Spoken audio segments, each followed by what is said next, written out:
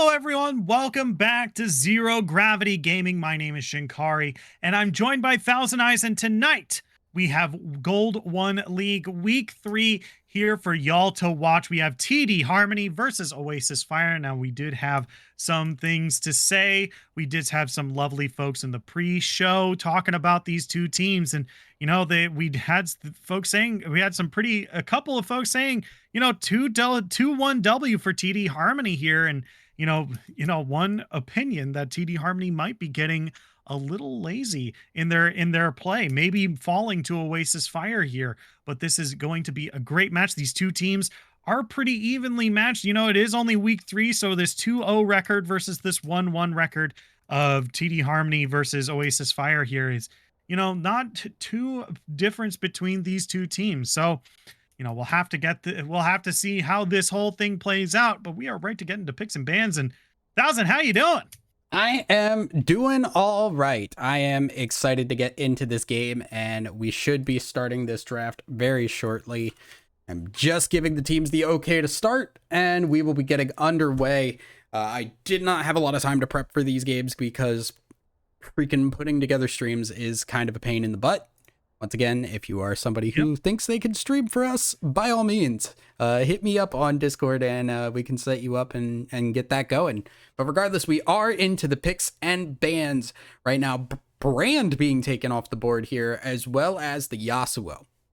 Yeah, Snazzy Cat in the bot lane definitely loves playing those mages. So Brand is definitely in my opinion, one of the most frustrating mages to play against as in terms of a support role. But man, just one edgy sword boy taken off ban Viego. Make the trifecta finished. Can we get a third edgy sword boy off the table? We do have a Hecarim and a Diana ban as well, so a whole lot of jungle bans as well. But let's see, one more edgy sword boy. Let me see it.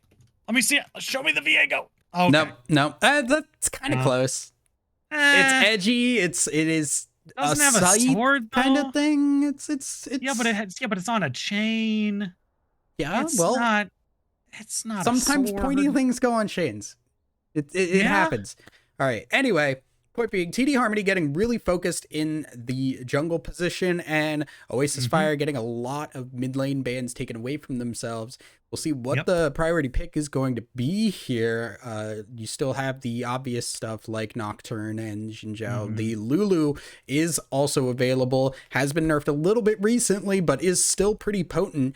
Now, what this tells me, though, is Oasis Fire are going to be running something that needs that protection, something like the Aphelios or the or like a Kog'Maw even, or something that is just more of a hyper carry, and they're going to be trying to keeping that alive. Yeah, and I was about to say that it might scare Allfire 26 away from picking the Zac that they like so much, but it is one of their one-trick champions. About 104 games played on the Zac this season. But with no fear, TD Harmony just immediately locks it in. There are still a couple other one tricks on the table here. Obi-Wan Shinobi likes playing Mordekaiser, obviously likes playing Shen, has been playing over 100 games for both of them with some fairly positive win rates. And there's the Mordekaiser, 66% win rate across 119 games for Obi-Wan Shinobi on that character. So real good pickup in terms of comfort so far, but we'll have to see how these matchups play out, because Lulu is quite good against melee champions. Lulu's quite good, and there is that Cogball there. But I want to talk about this Jax, because the Jax Mordekaiser matchup is such an interesting matchup. I don't want to say it goes one way or the other, because if you are good at the champ, you have ways to counteract the other.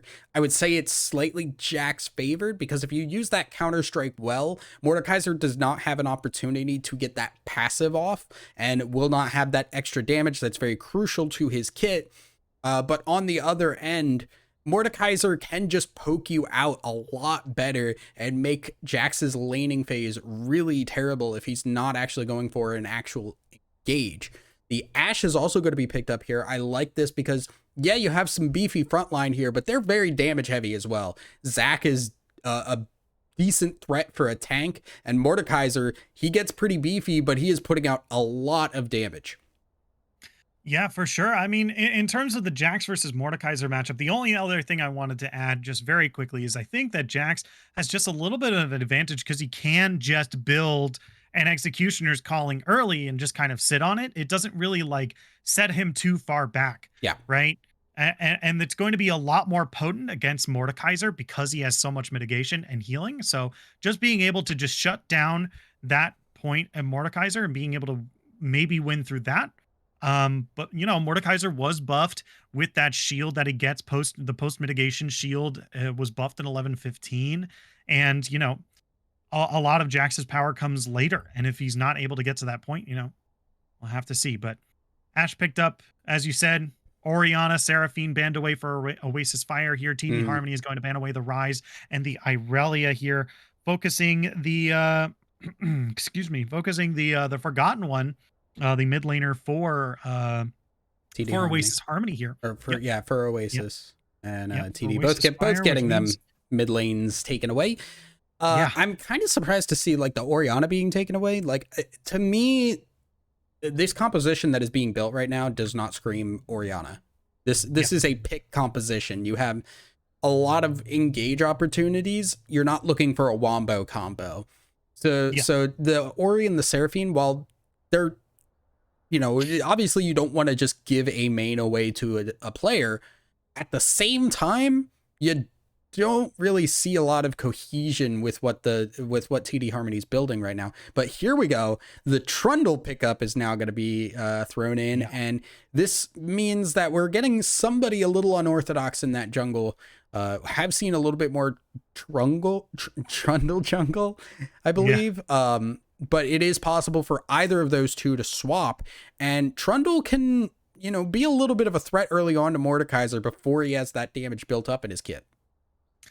Yeah, for sure. I mean, so my big thing about the Trundle here is that especially with the Maokai lock in here, is that Trundle really, really loves this team composition. Trundle, in my opinion, is more of a counter pick than something you just kind of slam onto any team comp. And this is exactly the team that you want to be putting him up against. He saps and steals away resistances with his ultimate. He's able to sustain through long fights.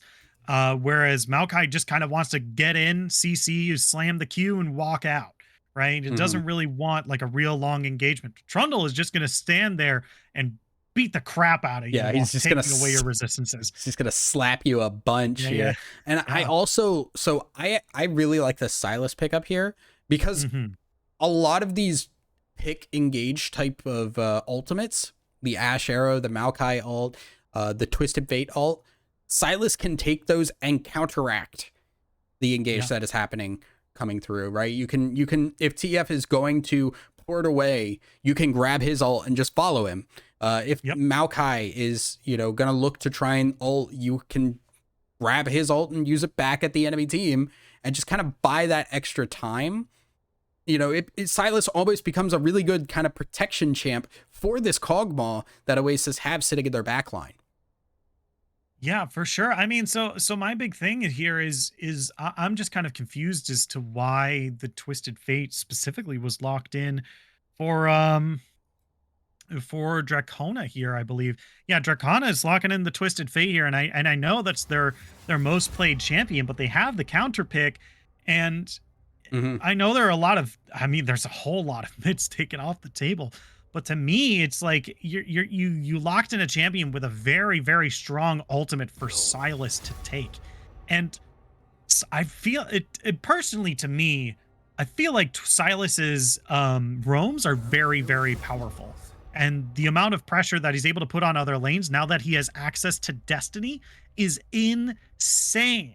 Yes. Insane. Okay, so here's what I want to say about this matchup. One, the Twisted Fate works incredibly well with the composition TD Harmony have. Like, once again, it is pick composition. It is all about creating those opportunities that TD Harmony can hit the go button and catch somebody out of position. The other thing, too, is early game Silas, he can't keep up with the wave clear that Twisted Fate has. So Twisted Fate is going to be able to shove him in and be able to roam and be the one starting that roam. It is almost always going to have to be Silas following up on that, or he's going to be giving up a huge wave in order to try and make some play of his own, which is very risky. Right. Yeah, it's just to me that you already had a team with a bunch of insanely powerful ultimates that Silas could already Yeah. kind of pick off and take, and then here's a twisted fate, by the way. You know, Here's just, another one just for to, your pocket. if Silas, if Silas before was picking something off the dollar menu, if there was only one ultimate to take, here he's got the whole buffet. Yeah. He's got whatever he wants. He's got really great ultimates to take here, and it's gonna, when the mid and late game comes, when Silas is going to be just kind of walking up and just kind of taking people's ultimates, it's going to be really, really hard to really find a moment where Silas isn't insanely powerful. And I think you hit the nail on the head there too of what TD Harmony's goals are going to be. It's not going to be scaling to late game. They are not built, like, despite the fact that they have these tanks are being picked for their engage potential, not for their ability to, scale into this late game. Because you look at what Oasis Fire have, they have the Silas, who's great late game scaling, Jax, great late game scaling, Trundle, great scaling against those tanks, and then the Kog'Maw Lulu. Oasis Fire is looking to make this game go as long as they can because they're just going to completely wipe the floor with TD Harmony in the late game. The Ashe is not going to be able to put up with Kog'Maw's damage. Twisted Fate, we all know, kind of does not do too well in the late game unless he's making some really great picks. These are all champions that are going to excel in the mid game, and if Oasis Fire can get past that, it's going to be very easy for them to close the game out. Right. I mean, I don't know. It's just, to me, I see a pick comp. We're talking about how this is a pick comp, but I struggle to see where exactly the damage is coming from. Like, Twisted Fate has two abilities that deal damage, and then it just, he just kind of walks around a bit, I guess. Like, and then Ashe isn't exactly known for her damage either. She's usually picked for her utility and her engage potential here. If I was looking at a pick comp and saw maybe, Caitlyn or Kaisa, then perhaps that would have been a little bit more, right? A little bit less utility, because you already have two solid, very strong tanks that offer enough initiation potential, as well as excuse me, they already have the strong engage potential and lots of CC, right? You don't really need more, Yeah. right? This seems like a I don't want to say a win more comp, but they definitely put all of their eggs into the initiation basket with not a whole lot of follow up, right? Yeah, yeah. And I'll be interested too to see what kind of Maokai this is going to be. Is it going to be that straight full tank Maokai, or is it going to be the Emax with the extra poke to try and pressure this bot side? I think that's one thing TD Harmony really have going for them, just without question. You can look at top side and see Mordekaiser and Jax, and that can go back and forth depending on the comfort level of the players. But you're looking at bot side, and if this is Emax Maokai with an Ashe, Lulu Kog'Maw is not going to have a fun time early. And what you should be doing with that is using that pressure to start building up dragons. Start getting those early dragons so that by the time that 18-minute, third dragon comes up, you're claiming that and you're putting yourself on soul point in a very early part of the game that'll basically allow you to snowball from that point onwards and never let Oasis Fire get their feet under them. Right. And I definitely will think that the Imperial Mandate build for Maokai will probably be the best one here, because he's going to have to take this Zac and this Twisted Fate and this Ashe and make sure that they're actually dealing damage. The CC is already there. Ashe has slows, and Ashe has reliable slows. Twisted Fate has a reliable stun. Zac has multiple reliable stuns. So does Maokai. And then even Mordekaiser is the least CC on the team, but can still take a person out of the fight with the ultimate. Right. So just by saying, we have the CC already, let's just make sure we're dealing the damage in order to finish people off. That's why I favor the Imperial Mandate here on this Maokai. Yeah. And that is especially what I'm going to be watching for TD Harmony to do, especially when you have that Twisted Fate to follow up with it. It's just screaming, hey, let's use this pressure we've built and go with it and really just shove it hard into Oasis Fire and see what they can do about it. It's a classic kind of like win early, get into the late game, uh, and just kind of use that snowball to win versus let's stay alive and try and win late. Right. But with that, we are going to take just a quick break. And when we come back, we're going to be on the rift of game one of TD Harmony versus Oasis Fire. Don't go anywhere. You don't want to miss this game.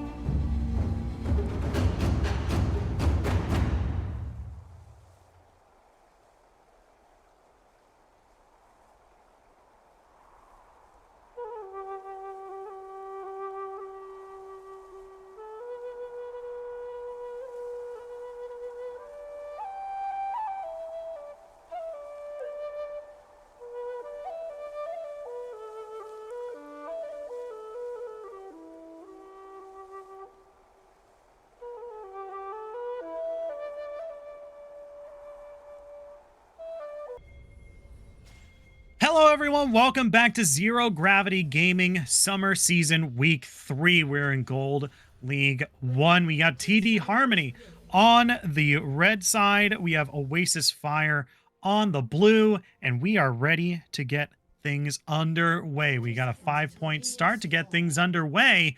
My name is Shinkari, and I'm joined by Thousand Eyes, and we're ready to get this going. Yeah, and already off the bat, we got something interesting to talk about, because if you look over on the keystones on the side of TD Harmony, we got the funky fresh AD Twisted Fate coming in, which is not what I expected. Interesting build. I don't think it's bad per se, just not generally, like, it feels like it takes away why you take Twisted Fate. I think the nice thing is that this does give the team a bit more damage. We do see Forgotten One. Ooh. Forgotten one, yeah, they're definitely looking for Dracana here. Taking real low. That's 2 flashes already stunned up, forced to flash away. Will they be able to turn this around? Dracana picking a card, getting the stun. Can they turn this around? That's going to be the ignite coming in. Oh, the Maokai snare is so good. Forgotten one, you're not going anywhere. That's going to be Snazzy Cat picking up first blood, going over to TD Harmony in the bot lane. Yeah, and honestly, that's just such a poor decision to try and engage that hard. Yeah, okay, Forgotten One getting in on to Dracana and getting some damage down. Great. You know, but why in the world would you flash with the Counter-Strike for Jax when you know that Twisted Fate is just going to flash it as well? You're just putting yourself deeper into enemy territory where you don't know where the rest of that team is. It's very greedy, and they paid the price for it. Exile also just, oh my goodness. Forgotten One had to blow his TP. A great start for the Maokai. If he wants to start building some AP, he absolutely has the money to do so.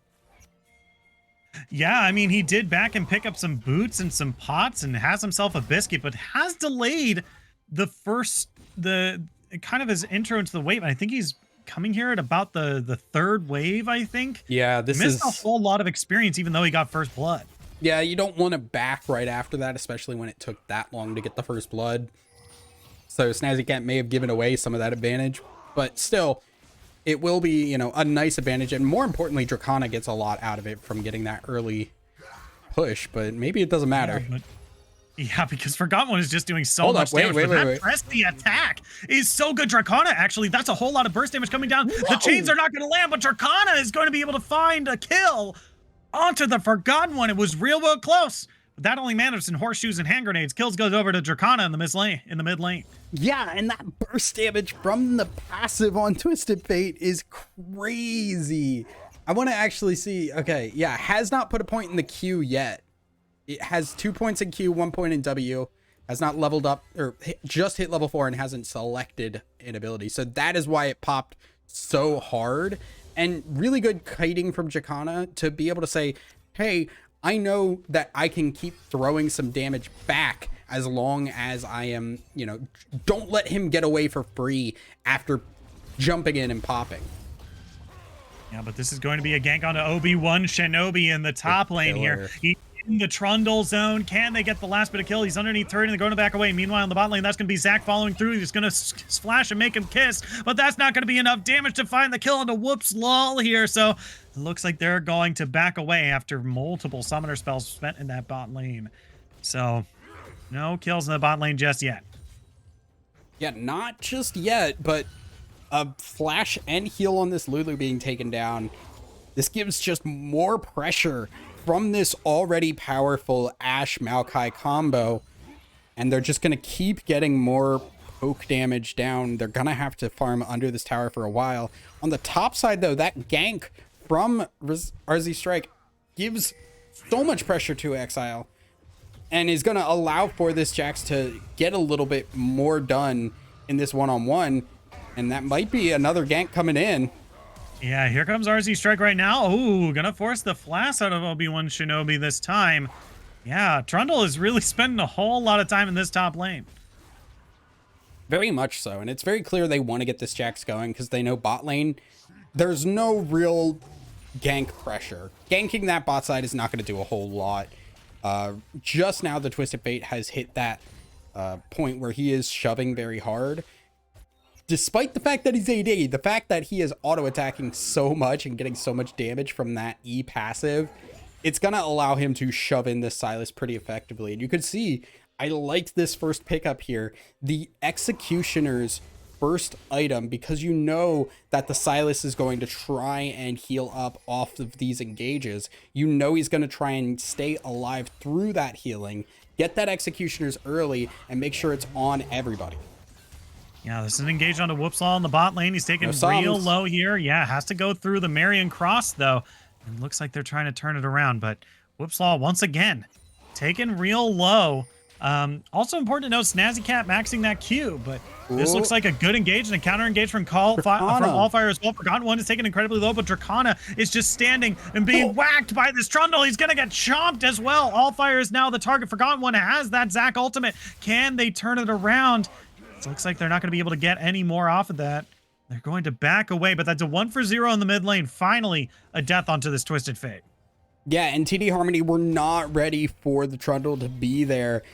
Allfire went in trying to get damage onto this Silas, but the damage from Trundle coming in and Twisted Fate just not having any ability to get away. Still has that flash up, but did not use it in that escape. And by the time he would have been able to, it just was already too late. Silas, you know, getting an assist off of that. Trundle getting the Tiamat off the bat. That is going to be a great help for him to be able to move around in this jungle and start clearing faster. Yeah, I think the big thing here is that Trundle doesn't exactly have a lot of AoE abilities. He just kind of hits people. So getting that Tiamat is very important for being able to clear chickens, to clear those little Krugs, and even to clear wolves as well. So it definitely gives him a little bit of a better time in the jungle here. So definitely a real good pickup for Trundle. Yeah, and now as things kind of slow down a bit because people are resetting, Dracana has a lot of damage built in already. If we take a look at the E and how much damage it is doing, it is 115 every 4th attack. That is a sizable amount of damage. Zill and Obi-Wan Shinobi are duking it out in the Shadow Realm right now. Yeah, Mordekaiser is looking to take your Locator cards and your Egyptian God card. He's looking to grab that kill for himself. He's going to pick it up, but Allfire hops over the wall. Might have found RZ Strike here. Snazzy Cat is here as well, but Allfire is taking so much damage. The Blast Cone is going to knock him back in there. He has popped the Trundle ultimate, has popped the passive. The bot lane is here to support. RZ Strike is real low, though. The Enchanted Crystal Arrow comes across. RZ Strike is so low, going to be able to find the kill. Dracana is now teleported in. They're going to find the stun onto Whoops, and that's going to be a big oopsie as he falls as well. A 2-for-0 around this Drake, and that's going to be a dragon for the red team as well. Yeah, Trundle almost getting out of that, but Iyoked able to close the gap and help out the rest of the team there. The reason that I said was because Marion Cross used the cleanse when the gold card came through, expecting it to hit him, but it went on to Whoopslaw, so it was just a waste of the cleanse, unfortunately. And with that, that is now Ocean Dragon, as TD Harmony are once again back in the driver's seat commandingly. Yeah, up about 1.5, nearly 2,000 gold now. That's a pretty commanding lead. I agree. And especially at this stage of the game, 9 minutes, that's a great gold lead to start to work with. Yeah, but this is also to be expected as well. You know, you expect the team with the Twisted Fate, the Ashe, and the Zac to be able to have some early game pressure, as Obi-Wan Shinobi. Oh, man, Obi-Wan Shinobi is caught out. That's going to be that teleport from the Forgotten One there. Silas stealing the Destiny real good here. Is Snazzy Cat just going to have a support battle between, over wards, as you do.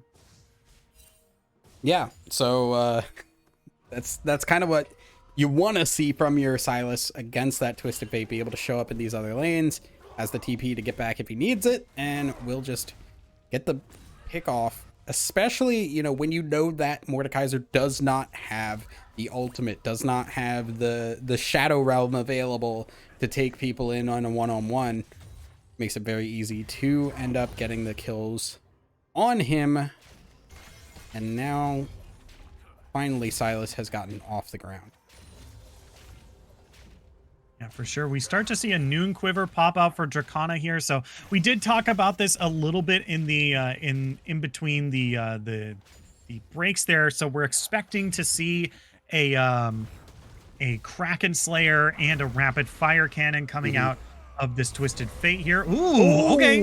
Wait a minute. Red team steals the Herald here. Dracana coming in with the gold card prepped. Oh, it's going to turn into a 4v1. RZ Strike is trying to look for something out of this, but he's just going to fall. That was also the ultimate from Mordekaiser spent and the Enchanted Crystal Arrow as well. Yeah. That was a whole lot for one Trundle. A whole lot for one Trundle, but here comes another one. Yeah, just gonna be... they're looking for the Forgotten One here, but Snazzy Cat has to go all the way underneath turret. Not going to be able to find that this time, so they're going to back away. I know this is super conclusive to say, but I think Maokai might be going for the Sunfire Aegis as well. Doesn't have the Bambi Cinder, but is sitting on a Null Magic Mantle, which does technically build into that item. Could be Locket. I'll have to see. Yeah. Locket as well. Snazzy Cat. Also, burning that flash in that attempt on the engage on Silas for nothing. So, a little bit unfortunate there. You can see one nice thing with the Maokai support is using those plants to get a little bit of vision. Engage bot side though. Yeah, Whoopslaw has to use Wild Growth on themselves here. They're taking really low, though. Yoked has to go underneath tower. They have to peel backwards. Now RZ Strike is coming in, but that's going to be the Destiny coming down from Twisted Fate. Already dealt a decent chunk of damage to the Kog'Maw here, but RZ Strike is trying to turn it around here. It's not going to be this time. A whole lot of good defense from the blue side here. And that's all you need right now. Just keep scaling up, keep buying time. Dracana wants to go for more, though. Already used that ult to get down here. And that is going to be Rift Herald used. A lot of plate money going to be going around to the team. Almost should be able to pressure these guys a little bit. Oh, yeah. RZ Strike is looking for a fight here. Snazzy Cat has already taken so much damage. He's going to fall in the Entomarian Cross here. That's going to be a great troll pull, keeping Dracana in place, flashing over it, looking for a damage. That's so much. Enchanted Crystal Arrow is back, going to be stunned up for an eternity. But RZ Strike is finally going to find that last bit of damage. Yoked has been untouched in this fight and is now looking for more. That's approach velocity really doing a whole lot of work as Yoked picks him up a double kill. 2 for 2 in the bot lane, and they got themselves a whole lot of tower plates as well. Yeah, but the 80 carries both, yet the kills all around. As you can see, 3-0 on the Ashe, 2-0 on the Kog'Maw. I'm almost willing to give the edge as far as the team fight gold over to the side of Oasis Fire, because you've got gold to the Kog'Maw now. Granted, you still lose out because of the plate gold. That is a big factor there. But as far as the fight went, the actual engage and the gold they got from it, that is a huge win there for... Oh, you really gonna go for that, Snazzy? Okay. Yeah. That is a huge win to get Marion Cross some gold. Yeah. And it's important, too. Marion Cross is falling behind in terms of CS right now, down about 24 CS in comparison to the Ashe here, and that's a decent chunk of money. Other than that, they're almost exactly the same. Ashe has one more kill other than the CS lead here. So, just getting those extra kills on the Kog'Maw does mean that the Kog'Maw isn't going to fall behind too much, but, they're still behind. Let's make one thing clear. They are still behind. Yeah, they are still behind, but a lot of that advantage is actually on their support, funnily enough. If you, as you look on the screen here, we've got a 600 gold lead for that support, a 500 for the 80 carry, as Exile is just gonna probably go down here. Wait, no, flashed. Yeah, Exile is gonna flash away underneath turret, gonna scare away Obi-Wan Shinobi from diving, and that's going to prompt the red team to start up this Drake here. They have pulled it out at least a little bit here, Exile so Trundle does have to walk around the corner. Yeah, no, they're not gonna go for does it. have TP, but that's going to be the red team picking up the Infernal Drake here, so it's going to be a Cloud Soul. Yeah. Oh, yeah. Exile's... Jax is TPing in behind Obi-Wan Shinobi here, yeah.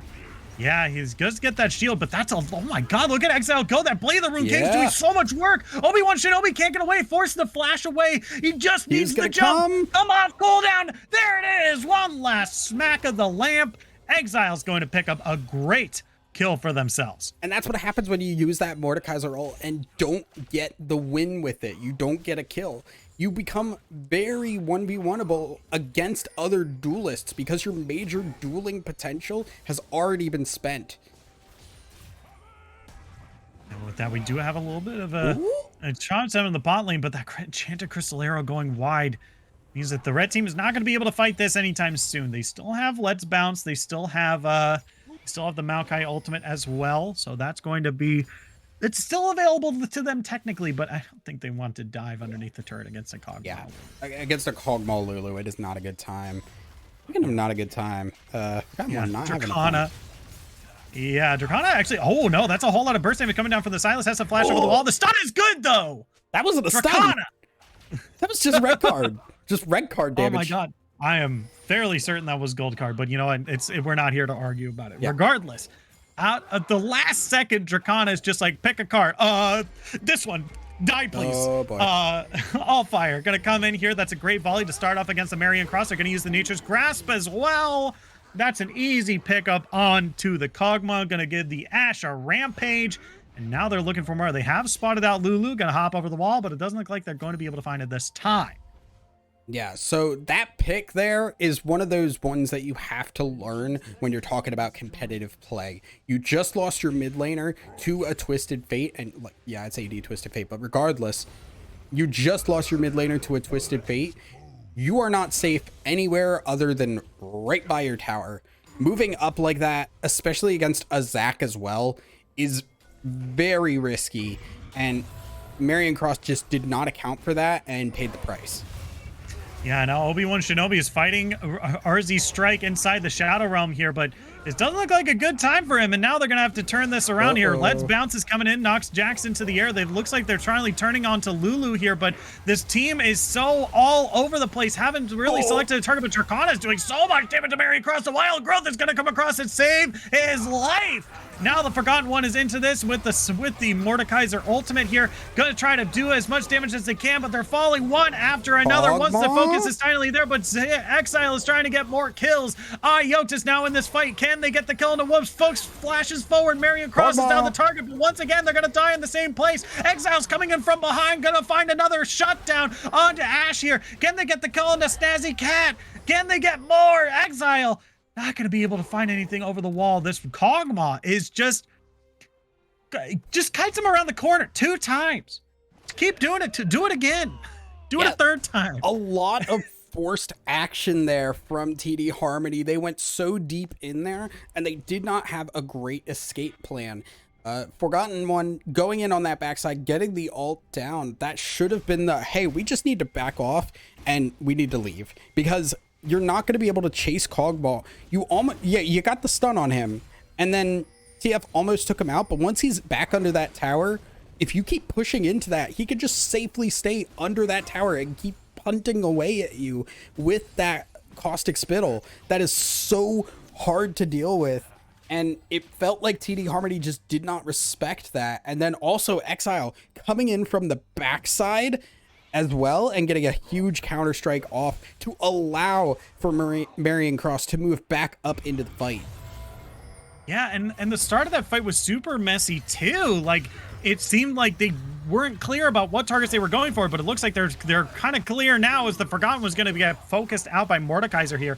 Is going to use the ultimate as all fire. Oh my god.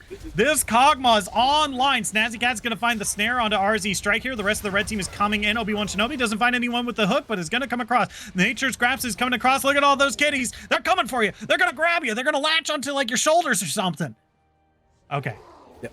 They've got two long cats snared up 2 people, and they're going to back away. But that is a 2 for 0 in the mid lane here.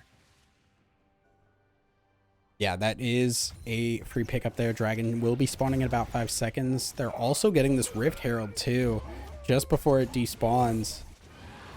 Gonna try and go for both here, which they should be able to do. Exile's got the TP available in just a sec. Twisted Fate. Yeah, using the teleport here. Lulu is already, Lulu. Yeah, I think Whoops is just looking for the execute here. I don't think they're really able to do anything. Oh, is Whoops gonna get it? Is Whoops gonna get the execute? Yep. Let's go. That's not a Whoops, that's calculated. Well, yes, but also that also bought a lot of time because they did not go for the dragon in that time. Yeah, Lulu will be down for a bit, and should the dragon be pressured right now, it absolutely should. But they had an opportunity to do so when Forgotten One and Exile were, RZ Strike were not available for that fight, and now the damage threats are back, and it's kind of making TD Harmony a little scared, but they're going to start it anyway. Yeah, I mean, it looks like they're getting the dragon for free anyway. It doesn't look like Trundle is looking to contest this Drake. Push So the top side. yeah, it's Do something. Walk to the top. He's gonna be grabbing chickens, I guess. Like he's going over to KFC in the top side here, but you know, it's just a little awkward. Seems like you would want to contest the Drake there and probably move your team around it as well. But you know, I'm just on the outside looking in. Yeah, I feel like there should have been a little bit more pressure on the top side there, Jax. They should have kept a better eye on that. Mordekaiser forced him to stick around, allow for the Jax split push, get that tower down, at least get something out of that fight, but out of that dragon being given. But unfortunately, it is just the farm up time. Almost starting to get off the ground here. You can see there is the Wits End built on the Ash. Flavor of the month build, everybody. Yep. 100, I believe the number I heard was 170% gold efficient at level 18. Wits End. What the heck? Yeah. It's insanely nuts. good at level 18, but Dracana is caught out by the Forgotten One here. Win this, Ooh, buddy. it might be the Forgotten One who's caught out. That's a whole lot of damage. Does pick up Destiny, though. That's important. The rest of the blue team is collapsing onto Shelly into the mid lane. It might not stop the charge, but it might stop any further damage. The Forgotten One, no, he's going to dive back in. Dracana just does so much damage. This 80 Twisted Fate is so good. This is not... Yeah, if that's an AP Twisted Fate, you absolutely win that. Ooh. Yeah, ooh, Snazzy Cat gets actually a real good engage here. Whoopslaw is taken incredibly low here, going to use all of their defensives to stay alive, and Exile is fighting for the Shadow Realm in the top lane. They're going to find the shutdown. Obi-Wan Shinobi finally wins that 1v1 in the top lane. Good to them, and they're going to find the mid lane turret and also a whole lot of damage onto that top inner turret. Yeah, and goodness gracious, Oasis Fire are holding on. I will give them credit. They are not falling as far behind as I think they could be here, but this is going to be a death. Okay, yeah, that's a great initiation from All Fire here. Okay. Immediately, Dracana takes out Marion Cross here. Gonna put them, make that scream black and white for a very long time, as now Forgotten One picks up the Enchanted Crystal Arrow, while Obi-Wan Shinobi takes out that top lane turret. Yeah, so a good engage there, knowing that Jax is down, knowing that there is really no answer to the dive coming through. No Lulu ult, nothing. Just good pick off there to get the kill onto the Mordecai. Onto the Cogmaw. My brain is all over the place right now. Do you think Twisted Fate gets an Essence Reaver? Maybe. I don't think so. Right, because Lichbane is so good, right? No, but you can't build a Trinity Force anymore, and Lichbane doesn't really like mesh well with the AD one, right? Here's what I'm thinking: it's gonna be Blade of the Ruin King. You want attack speed more than anything, right? Because you want to get as many passive procs off as possible. You're not looking for the Lichbane burst damage. That's not what this build is doing. It is the consistent DPS, and you want to build as many attack speed items as possible. I think a Wit's End might be possible onto the Twisted Fate as well. But yeah, it looks like Blade of the Ruin King is going to be what comes Crystal up. Arrow? Hello? I just Forgot one? Oh, you know what? That was from there's another one. Oh my god, they're flying all over the place. It looks like they might find a Forgotten One here. That's a great stun. Another great snare as well. The CC chain is so good, but he might be able to get away from this as well. The TP is coming through, and Jax is now fighting Twisted Fate. Dracana's taking incredible low, and Snazzy Cat has walked too far forward. Marion Cross is going to be able to pick up a kill for themselves, and a Forgotten One is going to as well. So that is two big pickups here. Mordekaiser, meanwhile, in the bot lane, is going to take that opportunity and continue to push in the bot side. Yeah, and it's going to be answered by the Silas here. They're looking at this Baron, which is going to be started up. But that is exactly how you need to fight this Twisted Fate. You get away from him, you heal off the people that can't DPS you down, and then you let the rest of your team come in and say hello. Zach is looking to come in. They're going to fight for it. Yeah, he has stolen a wave before. It's not going to happen this time. He's going to heal back up as 2. Obi-Wan Shinobi is in this fight. He's turned into blobs. They're finally going to be able to secure the kill, and it's now a 1v5. He's in the Shadow Realm no longer. He's gone golden, and Ash is waiting on the wings, but can't really find a decent way into this fight. So that is 2 for 0, and they pick up the Baron as well. They're walking all the way to Drake. Yeah, and that's absolute perfect timing there. Good smite from RZ Strike to get that one down and make sure that they got the Baron. Almost got stolen, but was very well played. And now because of that, they're going to get the dragon. They're going to stop this bleeding and start going on the offensive here, because as you can see, Kog'Maw has the important Gwynsu's. The damage is going to start getting off the rails here, and Kog'Maw's threat level now needs to be answered by some sort of dive. The TF needs to be able to get onto him, or the Zac or the Mordekaiser. Somebody needs to threaten him, because otherwise his output is going to tear through everybody. There's nobody on that team that is going to be able to stand within Kog'Maw's range and not get completely blasted down. Yeah, and important to note that most Kog'Maws nowadays are going for a very defensive build. They'll go for Immortal Shield Bow, and then Wit's End, and then sometimes even Randuin's Omen, in order to make sure that they live long enough in these team fights in order to do the max health damage that they need. Marion Cross here, straight damage. Absolutely zero room for any defensive stats here. Kraken Slayer, Ginsu's Rageblade, and the Berserker Greaves here, but this is going to be Obi-Wan Shinobi. Pulls Whoopslaw into the Shadow Realm, and all you can do as a support against a Mordekaiser is just run away. Oh my god, he's missing everything, though. Whoopslaw is now finally going to pop that Wild Growth. Outside Exile's here as well to join the fight. Look at this Polymorph. A whole lot of burst damage. Exile is going to find the kill. Exile's slowly turning around. Look at that. You can't kill him. Exile looking for more. Yoked is here, gonna be able to find the kill. RZ Strike gets the chomp, has thrown down the ultimate onto Yoked here. Forgotten was now diving on Yoked, trying to get back as best he can, but here comes Marion Cross in from the side. He has the room, he has the space, he's got the damage. They're running for their lives. They're going to find one shutdown. Can they find more? On fires now the next target. There goes down the next. A sliver of HP. Forgotten One going to be able to find the kill. That's a 4 for 1 in favor of Oasis Fire. What a fight! Yeah, and the scaling is starting to become a problem here. As you can see, they went on to that Jax, but between the fact that Lulu was able to survive in that Mordekaiser ult and the fact that Jax was able to heal while getting the shields, while getting that protection from the Lulu, it was just enough to survive. And at that point, like, you just gotta go. TF ported in, tried to get something done, it didn't work. You leave. You say, all right, we lost that, 2 people down. But the fact that they kept trying to go in, they kept trying to get things done with Yoked, you saw that the overcommitment paid off big time in favor of Oasis Fire, because Marion Cross was able to come on that backside then and turn things around majorly. Yoked got the kill onto the Jax, but the problem is it cost everybody else on the team to go down. Yeah, for sure. And yeah, like you said, the scaling is starting to turn in their favor here. Look at these items. You know, we talked about the Ginsu's and the Kraken Slayer already. You know, those are 2 big damage sources, but this Trundle, Thornmail, Trundle's got sitting on a Thornmail right now. You know, you can't be an Ash or a Twisted Fate at this stage of the game and really have an easy time with this Trundle either.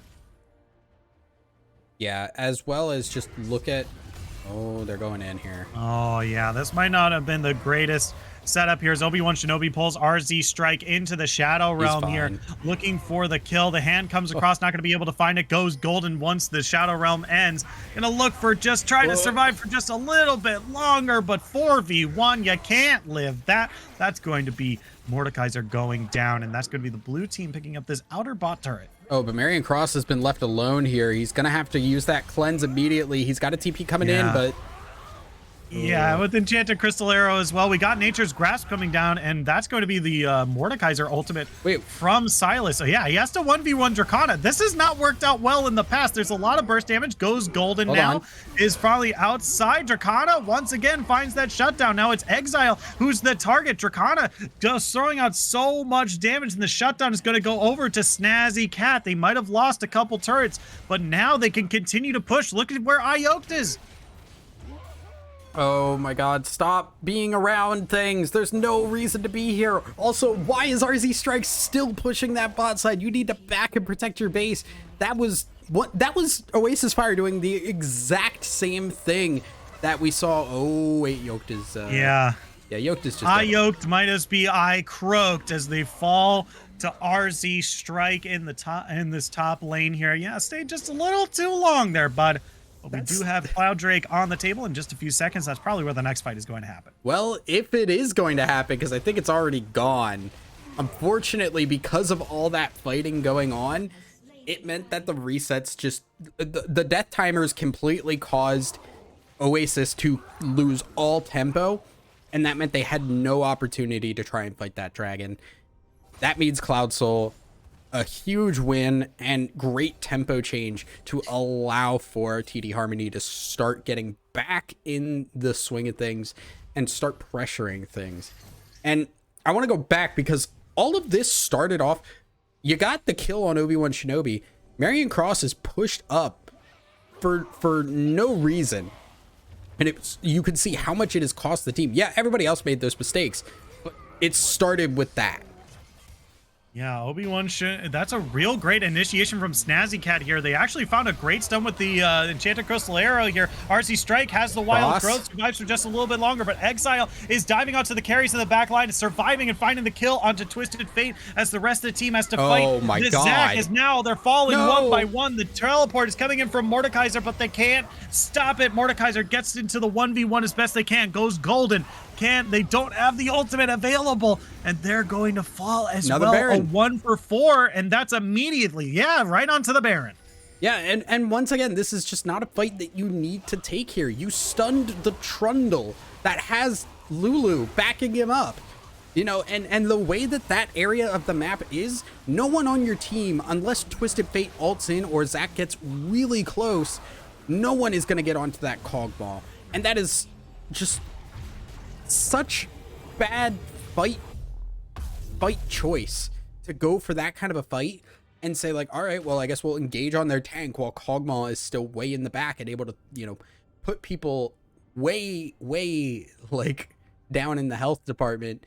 Jack's also doing a huge amount of work on that backside as well.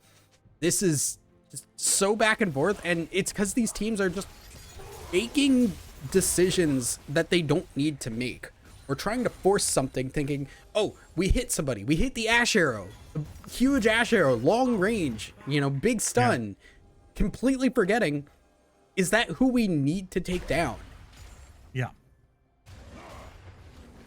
Well, with that, you know, we do have the Anathema's change being built by Allfire. Okay, wow. Okay, the list. Oh. Hey, how's it going? Later. Hey, how's it going? I'm just gonna stop your elastic slingshot and leave. Bye. I'm just an asshole for no reason. Just walks by, throws a rock at you. Like, he walked into your house, threw a rock at you, and left. Like, that's what happened. Knocked the vase off of the table and then walked out. It's like, dude, what the hell? I already have one cat at my house. I don't need two. What the heck? Oh my god. Okay, but let's keep our eyes here on this Baron because it has been about half of it used as a pause will come through. Don't know exactly what is going on here. I want to see if I can get timer here on this Baron, see how much of it is left. Or hold on. Baron respawns 7 minutes, right? And it lasts for 3. So it should be, it's about halfway through right now. Seems a little over half actually, because it should be going at 4 minutes if I remember correctly. Okay. Or no, wait, no. 3 minutes. My brain is gone. Anyway, Point being, there is a big push that's going to come around on this top side. Look at the teleports on the top laners. Exile is ready to come in. Obi-Wan Shinobi cannot. So if Exile backs off correctly, as we are going to get back into this game here, if Exile backs off correctly and is ready for this fight, which you can see, oh, please don't go back up. You have no reason to be up here forcing this. Just stay away and be ready to TP. Yep. Yeah. Snazzy Cat. It's a little far forward. Already taken. Oh, that's the elastic slingshot in. They have found Marion Cross here. Let's see if they got the damage. Marion Cross immediately gets the wild growth and is kiting backwards. They have two people on top of them, but the Forgotten One has dove onto the carries. So Marion Cross is 100% safe to just tear through these tanks. Oh, we get a little bit of a Spectre bud. Pause champ. Yoked. Okay, look, it looks like we're gonna find it. Yeah. Okay. Yeah. Once again, that is 0 damage. 2 for 1, trading Trundle for Allfire and Dracana here. Marion Cross still above 50% HP here. Yeah, still above, and they have that heal on Whoops Law. So Exile's just gonna dive this, get the kill. You know, easy Jax things. Level 18, tank the tower. Don't care. But yeah, they got onto Marion Cross, but they did not get anything else onto him. Like we talked about in pregame, Silas took that Maokai ultimate and just used it to peel for this Cogball. Gave so much space for Marion Cross after that engage happened, and there was no room for Dracana or Ioke to get in onto the Cogball and put damage onto him. And then what else do you have? You have a full tank Maokai, and you have a full tank Zac, who is getting stunned up because of that Maokai ultimate, and you know, all the peel coming through on this Lulu. There's no way in hell you are taking down Kog'Maw there. And it's once again just like bad fight choice. You don't need to take that fight. Use your tower to your advantage. Use the extra man in the tower to put damage down and help your, you know, behind team composition right now. Yeah, for sure. I mean, it's going to be really tough to try to get these late game fights because it might come down to that. The red team might have to make a desperation play in order to win this game. They might have to really find the perfect fight in order to kill the Kog'Maw and be able to push either the bot or the top lane in order to win the game. That's their ability to win this game. They have Dragon Soul. They're going to compete for this Elder Drake that's spawning in 30 seconds now. And you know, that this is going to be a very, very important fight. Also, Mordekaiser's still not there. I'm okay. They have the TP on the Mordekaiser, so they do have that going for them. I'm gonna be honest here. I don't know how TD Harmony win this game at this point, because the one way I would say you could win would be a split push from this Twisted Fate, but Jax can 1v1 him. There's no world, I think, where Jax loses to that Twisted Fate. You can't win these 5v5 fights because Kog'Maw just has so much peel. I don't like him taking the freaking Mordekaiser ult. Take the Zac. Take Ashe.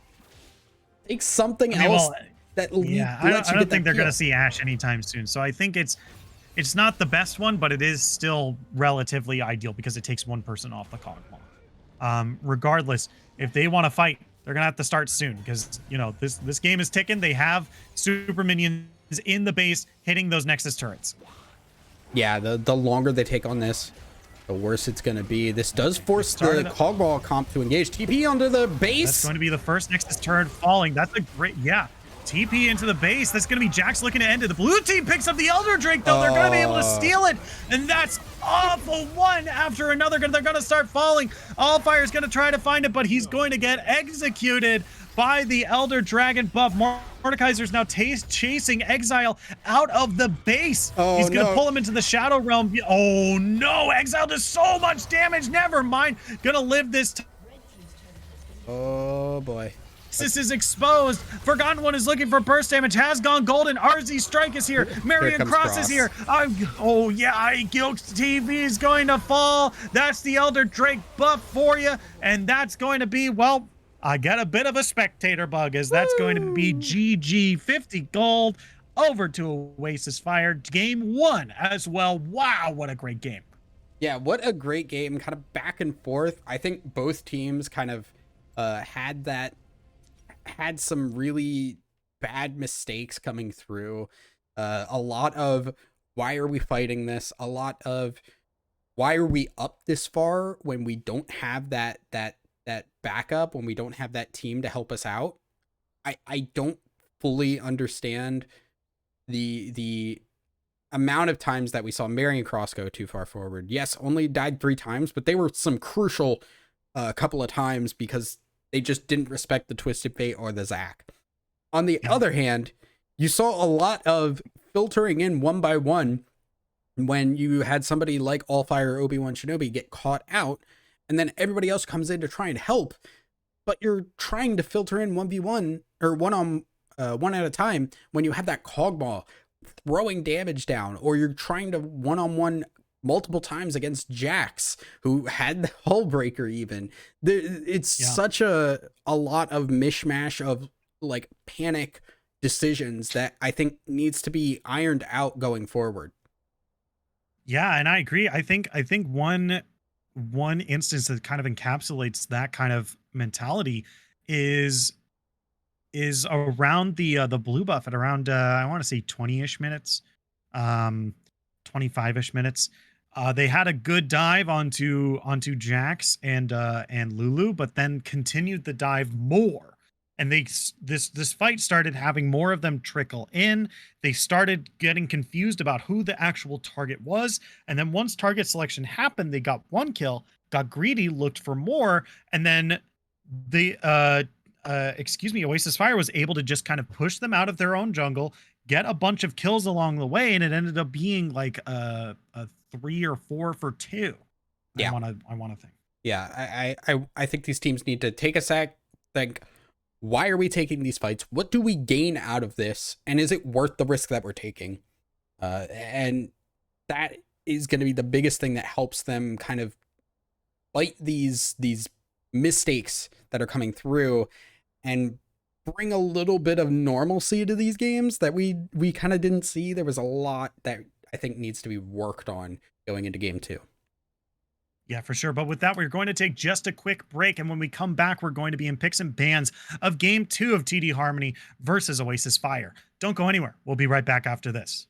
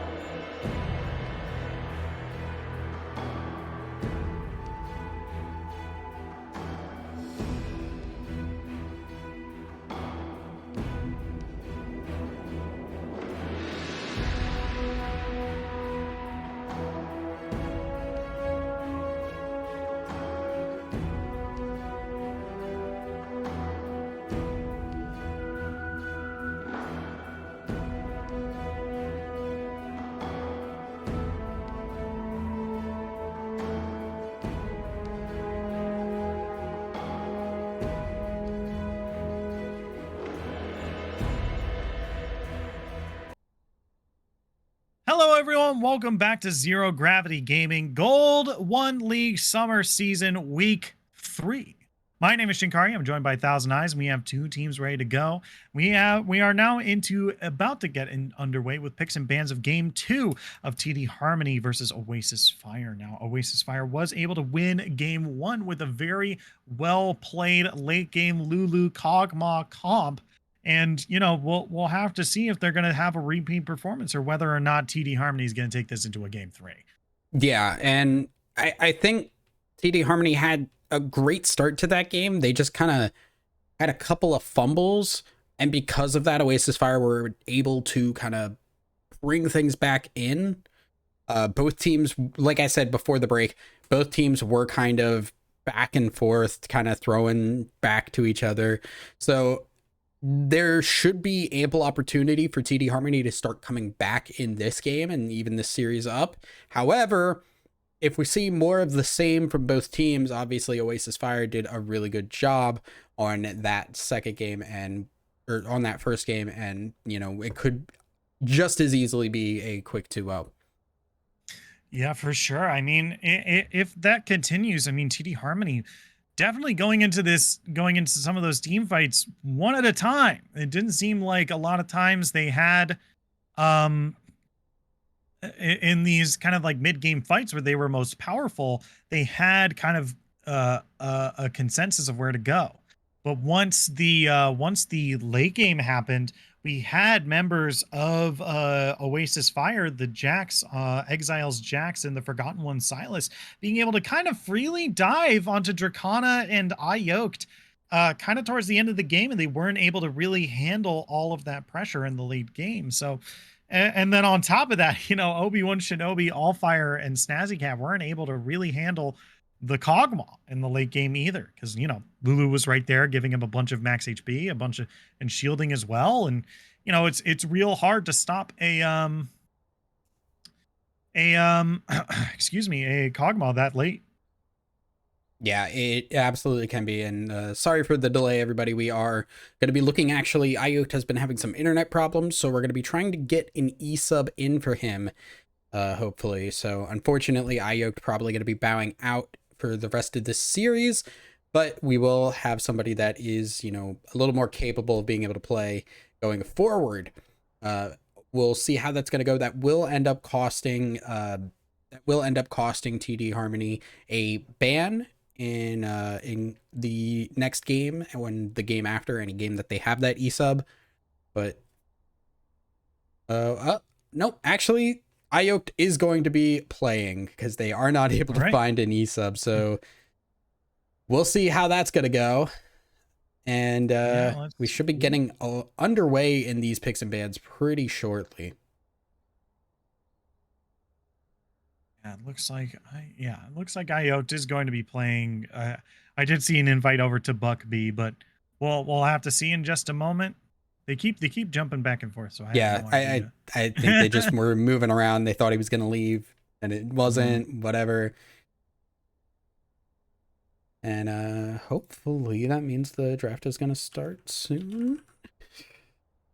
Yeah, hopefully. But like we said, I don't know how many of these are going to be, how many of the issues that TD Harmony had are going to be fixed in the picks and bans phase. I do know that a whole lot of bans were thrown into the mid lane. I believe it was like, I think it was somewhat upwards of like 5. Yeah, somewhere around there. Yeah, it's 5. We have, or 6 if you count Seraphine as well. We'll say 5.5. But Yasuo, Yone, Irelia, Rise, and Orianna were all banned last game. 4 of those were banned by TD Harmony. So we'll have to see how they go into this picks and bans phase here. But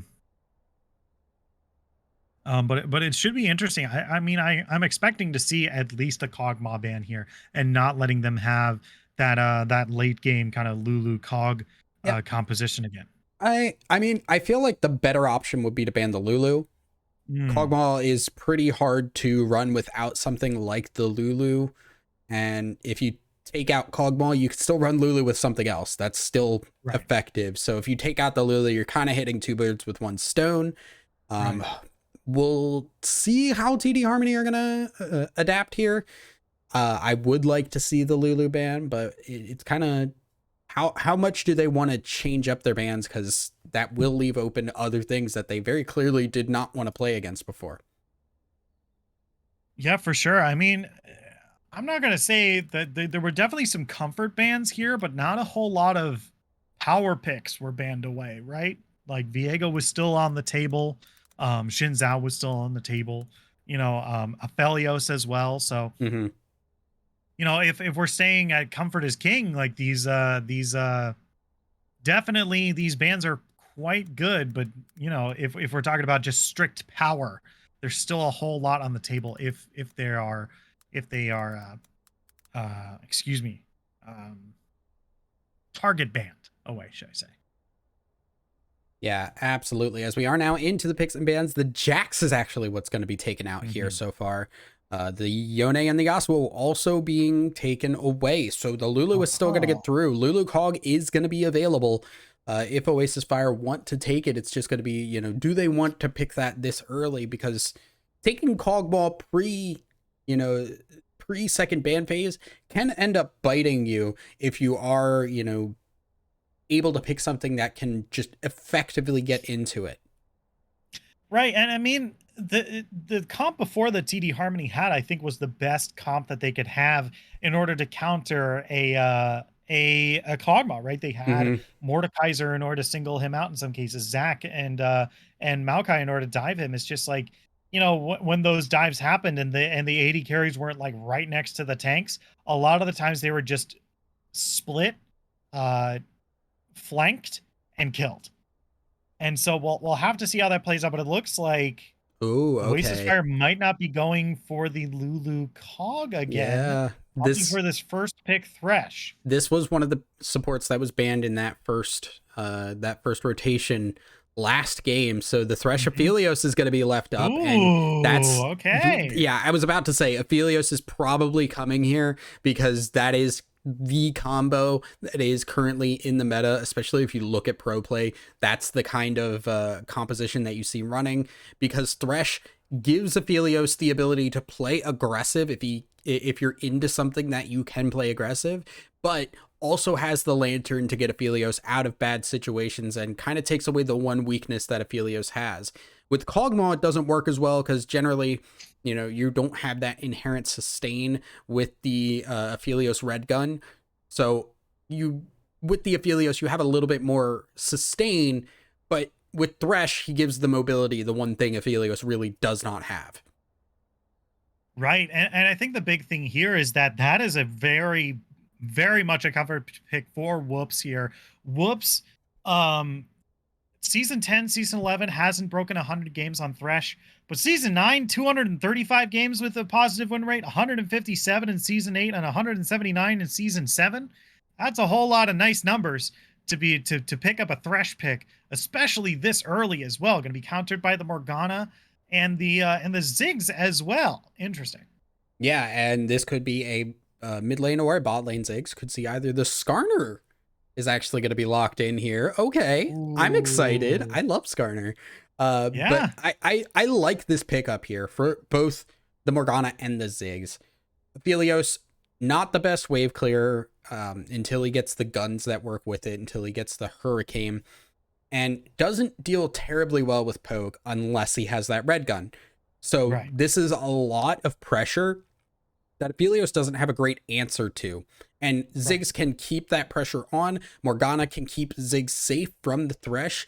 It's kind of acting against the two things that this Aphelios is incapable of doing early on. Now, later on in the game, Aphelios will start to outscale this Ziggs unless they have some other sort of DPS in their composition. But so far, so good from both teams in this draft, I think. Yeah, for sure. As we now see only Oasis Fire is going to be banning away the Shen here. Mordekaiser is going to be the answer from TD Harmony. A little Interesting that they are choosing themselves to ban away the Mordekaiser here. Exile, not exactly a Mord player, and I'm sure if Obi-Wan Shinobi was playing against it, would probably know the matchup fairly well. But Rise and Oriana are going to be the last bans here. We're now into phase 2 of picks and bans. Let's see what's still on the table, what folks are opting for. Okay, so what this kind of does tell me is that TD Harmony might have something in store for this top lane, and Mordekaiser might be one of those few kind of counters to it. And I'm trying to think off the top of my head what that could be. And I'm not thinking of anything specific, but the Irelia is going to be taken here. This is a flex pick, so this is capable of going to that top or that mid. And I like this being the pickup here for Oasis, and basically forcing TD Harmony to say, like, if we don't pick both a top and mid that can handle Irelia, one of our lanes is basically going to be screwed. Don't lock that one in, please. I'm begging you. I don't want to cast a Tryndamere. I don't want to do it. Thank God. All right. No! Oh! God.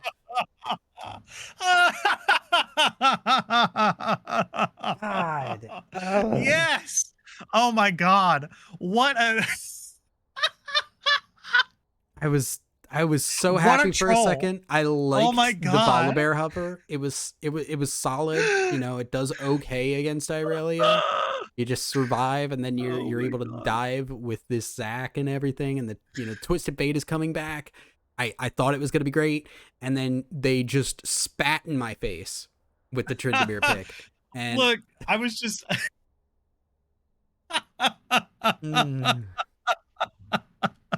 That's so I need to now look at draft law to see how close together those two champions are and how they just really quickly did that. How close are they together? They're like not next to each other at all. yeah, they hovered it and then moved. Yeah, they were prepared. They knew they were gonna go the Tryndamere. But all right, so this is going to be the Irelia into the Tryndamere matchup, and the Twisted Fate versus the Azir. Now, I like this Azir pickup here, especially knowing that this is almost certainly going to be the AD Twisted Fate. You do not want to go AP with your Ziggs and your Morgana and your Zac. Have your Tryndamere be your only AD damage, who's supposedly going to be split pushing. But I like the Azir better because the Silas didn't work out. The engage did not do well because the early burst damage from that Twisted Fate was really scary. So you pick something that scales up as well. You pick AD Twisted Fate before AD Twisted Fate was a thing, where you had, the very high attack speed mage in the mid lane that kind of just wants to stay back and kite people. I also like this too because now for TD Harmony, they have a Tryndamere going against an Irelia, and one good stun will completely turn that lane. Tryndamere is a very almost coin flip type of champion, and you run into issues where if he gets low health, it becomes this cycle of, well, you need to use the Q to heal yourself, but you also need to save the Q so that you have that crit chance to take a 1v1. If you fall behind, it just kind of keeps cycling to where you're stuck in this really low kill pressure type of lane, and Irelia will just farm up and come to team fights and be much more present than the Tryndamere ever will be. Right. Oh, apologies. I need to swap the teams. That is correct. I completely forgot about that one. There's a lot of things I have to change in this freaking stream deck, guys. Like, give me a break.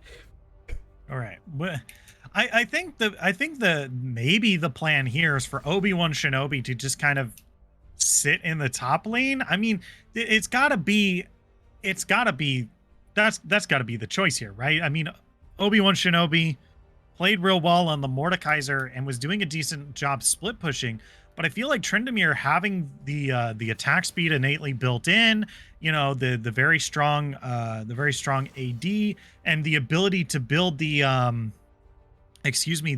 hull breaker is going to be really, really important for these instances where Tryndamere is just going to be like, okay, y'all are team fighting.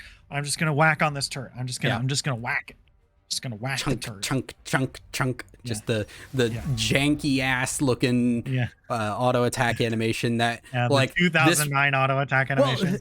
you know what the thing that gets me is the fact that Tryndamere, like, for so long, and I think since his inception, has been like attack speed focused, like crit focused type of a character. And the animation looks like garbage when it's sped up. Yes. Like, Yeah. nobody looked at I that and said, wonder. this looks like trash when you're Yeah. playing the character correctly. Yeah. I wonder if they're contractually obligated to never actually change Tryndamere because that's Mark Merrill's character. I want that character gone. Get rid of it. I will tell you, and I talked about this on Twitter earlier. Tryndamere is the only character that I have literally 0 mastery points on. I have not played a game of Tryndamere since 2010. I hate that champion. That champion is garbage. I do not want to play it. I do not want to play against it. It is terrible. Gut it. Remove it. Aatrox it. I don't care. This thing is terrible. I'm going to be mad throughout the entire game. Yes, no one is going to stop me from ranting about it. Golly gee. Yeah, I mean, and look, it's like Tryndamere is just not a fun champion to play. And on top of that, it's not really fun to play against half the time. Like if Tryndamere gets ahead, like your entire game is just it's just so boring. It's just so, and then once you are playing well as Tryndamere, it's just like, yeah, it's not like, yeah, I'm doing real well at Tryndamere. Look at It's how like, man, I'm clicking. Kind of, I am clicking yeah, things. oh boy, am I clicking. Like, oh my God. Man.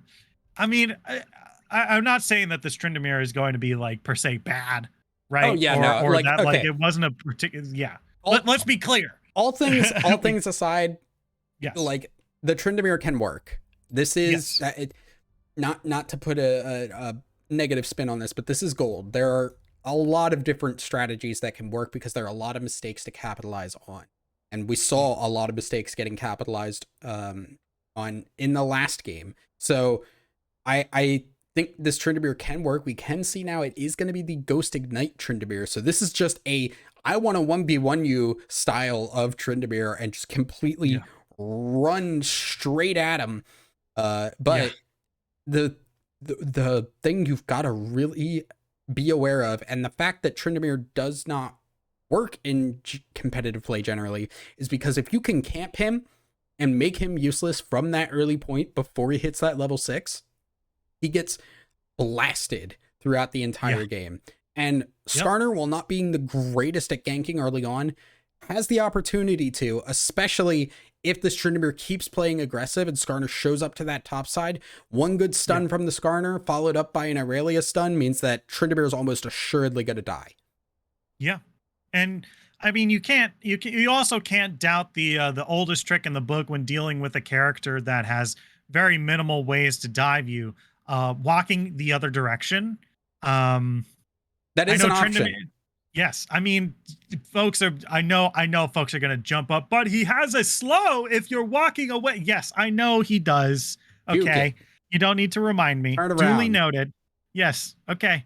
Turn around for maybe like a second and continue to walk backwards. Yeah. Right. He's a melee champion. All he has is the spin and the slow. That's it. He really has to keep walking at you in order to actually auto attack you. So oldest trick in the book. He doesn't have a micro dash like Udyr and a billion movement speed. Right? You just walk in the opposite direction and suddenly he's just like, dang it. I wanted to fight that guy. And I do want to get one away. quick thing in just before we go to a break here. One thing that I like about TD Harmony's adaptation in this game is this Ziggs, because it gives them a wave clear. It gives them the ability to kind of keep throwing damage down from an AP perspective that they did not have with the Ashe. The Ashe just wasn't able to put out anywhere near the amount of damage they needed. And now the Ziggs will have that wave clear, be able to kind of allow for a little bit of scale time that TD Harmony really didn't have in that last game. They were forced to get those picks over and over again. Yeah, for sure. But with that, we are going to take just a quick break. And when we come back, we're going to be on the Rift of TD Harmony versus Oasis Fire Game 2. Don't go anywhere. We'll be right back after this.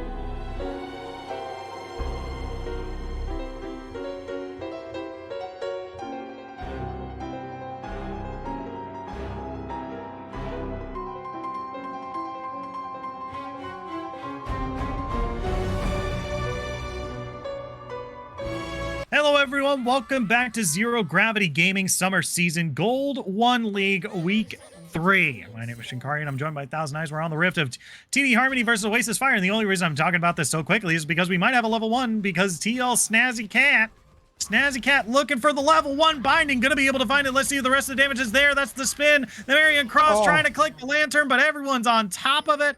You can't go anywhere, and all fire is going to have first blood given to them. That's a nice chunk of 400 gold in their pockets and a whole bunch of 50 for everyone Why around. are you backing there? For more.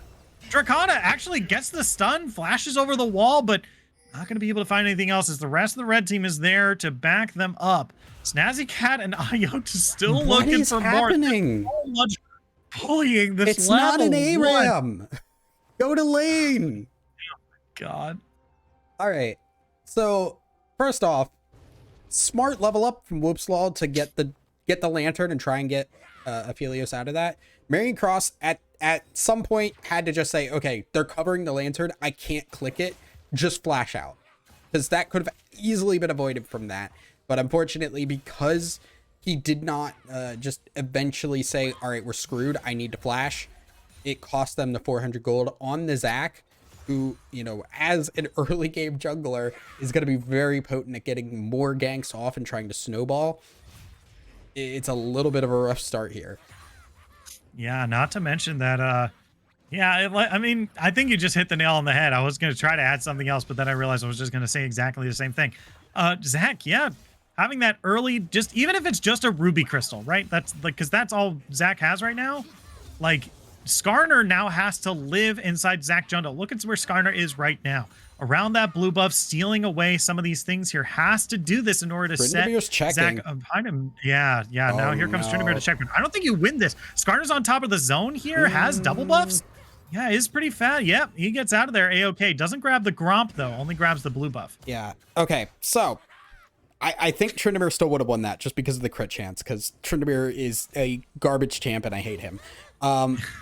But more importantly was the fact that Exile was able to come down and help out. But here comes the early Zac gank, and they're going to look for the Here comes the lantern. elastic slingshot. Ooh, that's a really good flay, but that's all he has. He's going to make the 2 kits. Whoopslol is taken incredibly low. The Aftershock nearly kills him. Marion Cross still looking for something in response here. Taken incredibly low, trying to throw out a whole bunch of damage. The exhaust comes down. Marion Cross is below. Oh, just 100 HP left. Whoopslol with the great flay, but flays zigs closer to Marion, and that's going to be a 1-for-1. Elastic slingshot looking for more. Whoopslol going to be making him kiss with the minions, and Snazzy Cat is going to pick themselves up a kill.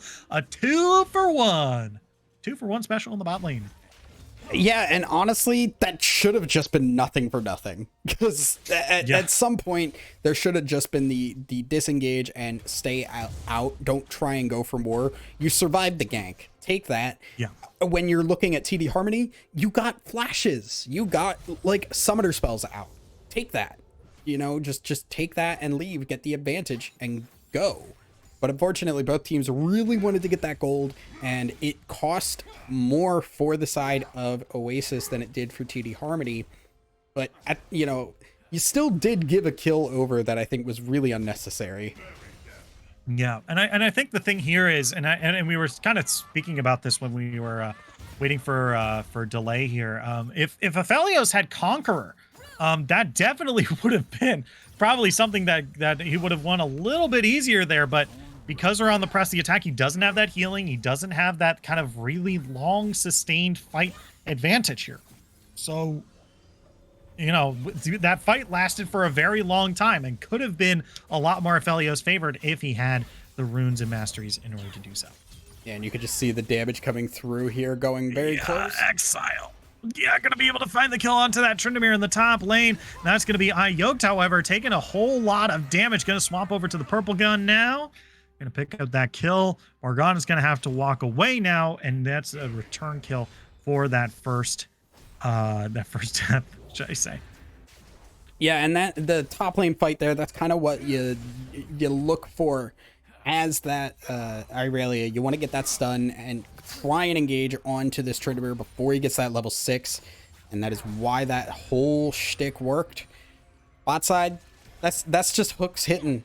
Well, no, actually no, the hooks didn't hit, but that That is hooks causing the dodge, which allowed for Aphelios to get the purple gun hit and then rooting off that.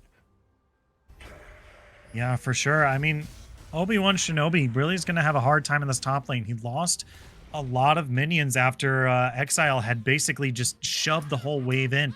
And that's what you got to do too. The second that Tryndamere leaves lane, you need to shove the wave as hard as possible because he doesn't have teleport. He can't get back to this wave, but Marion Cross, a whole bunch of damage here. And I got to back away. Yeah, and I don't know what the bait really was there because you've got Morgana near you. Yoked is staying on the right side, on the bot side. Snazzy, that's a very early black shield. Yeah, Whoops is looking for it. Their hook comes across, doesn't land. Yeah, good dodge there.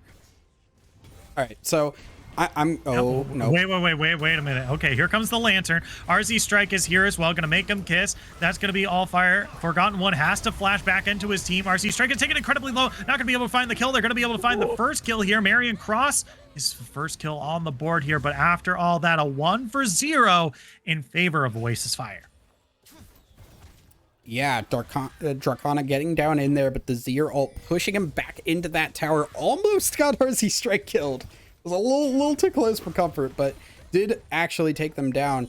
And just a good response there from the Forgotten One to TP down and immediately help his team out with that. I want to give a little bit of oh yeah, the hook is good. The flay is good as well. This black shield came down a little too late though. It's gonna, but the satchel charge is gonna keep Marion Cross off of Ziggs for just a little bit longer. Gonna be able to get away. Yeah, okay. I wanna get this out of the way now. When you are playing Morgana against a hook champ, what you need to do is you need to stand in front of your carry and just shield yourself. Hit Alt E, like the literal ALT key and E, and just stand in front of your carry and block hooks, because they can't do anything if you do that. It is impossible, and it is so easy to just hit Alt E and immediately block it, no matter how fast that hook comes out. That is what you should be doing. The fact that you are doing it so early, and the fact that you are, not standing in front of your carry, those are things that, like, as a Morgana player, you need to be doing.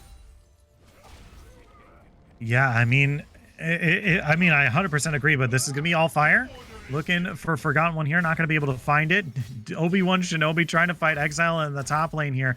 Definitely has that full rage bar, so those auto attacks hurt. But that's going to be Exile backing away here as Obi-Wan Shinobi is now in control of this wave. Yeah, Exile does have the healing, so we'll be able to heal a little back up, but right now, this is the scary point. This is where Tryndamere is terrifying as anybody that is not a full tank, like sitting under tower and farming. You are just trying your best to stay alive here. RZ Strike. Yeah. RZ Strike's waiting in the wing here. That's a good stun on Obi-Wan Shinobi here. Might have to pop that ultimate fairly early here. That's going to be the Irelia ultimate. That's going to be the Undying Rage. Pops the Q as well. Backs away. Not going to fall this time, but had to spend a whole lot in order to do so. All Fire did show up in the top lane, but doesn't want to fight. Just going to slingshot over to the Gromp. Oh, be careful, dude. Obi-Wan Shinobi, you really can't be here right now. Oh, yeah, Exile's going to dive forward. That's a whole lot of turret shots, though. Oh, yeah. Yeah, here comes Elastic Slingshot over the wall. All Fire, going to get that Let's Bounce as well. That's a kill for the Zac and an assist for the Tryndamere. Dude, you just saw the Zac up there. I believe he was seen. Am I correct in that? Maybe. Whoops, lol. However, gonna find a hook, a flay. The box comes down as well, but none of them are gonna hit Yoked this time. The TF ultimate is coming through. The Destiny, goodbye. That's the stun onto Whoops, and that's gonna be another whoopsie going over, and Thresh is going to fall this time. A 1-for-0 in the bot lane in favor of TD Harmony. Yeah, Dracona, really good heads up play to get down there and protect that bot lane. And yeah, just good damage there. Whoops, lol, not a tank as of this point. But yeah, that top lane side, that's one of those, you don't have vision. You do not have the ability to pressure that. Even if you hadn't seen Zac there, which I'm not sure either way, you just stay back at that point. Because if Zac, if Zac shows up, you're dead and you don't know where Zac is. You assume he's there. Yeah, for sure. And Not to mention, I think I'm fairly certain Zach was spotted by RZ Strike, meeting them in the jungle for like a second.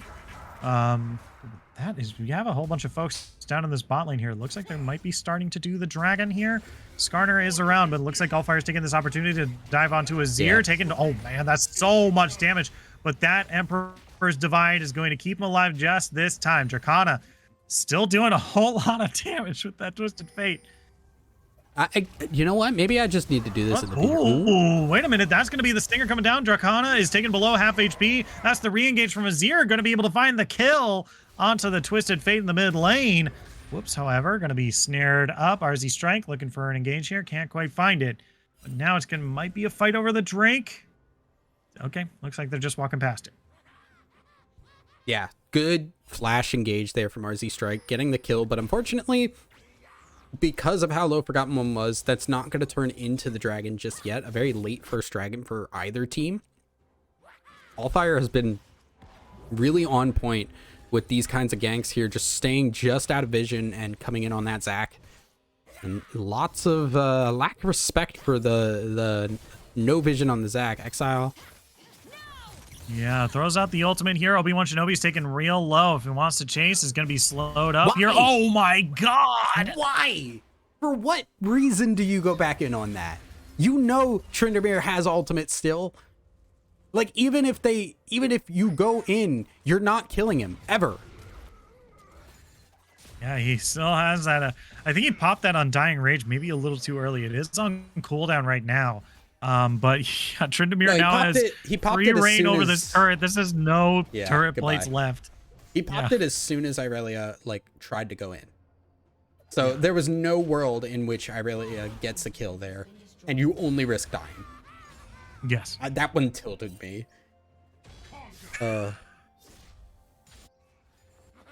I mean, yeah, if TD Harmony is going to try to turn this into a thing too here, but okay, that's a good satchel charge. Snazzy Cat is now in the middle of the box, though. This is going to be the Mega Inferno Bomb coming across. Allfire here as well is going to pull those two back in.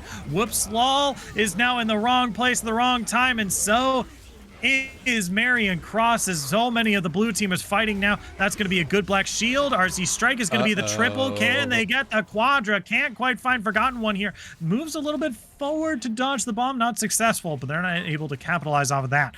But man, that's a good triple kill for the ADTF.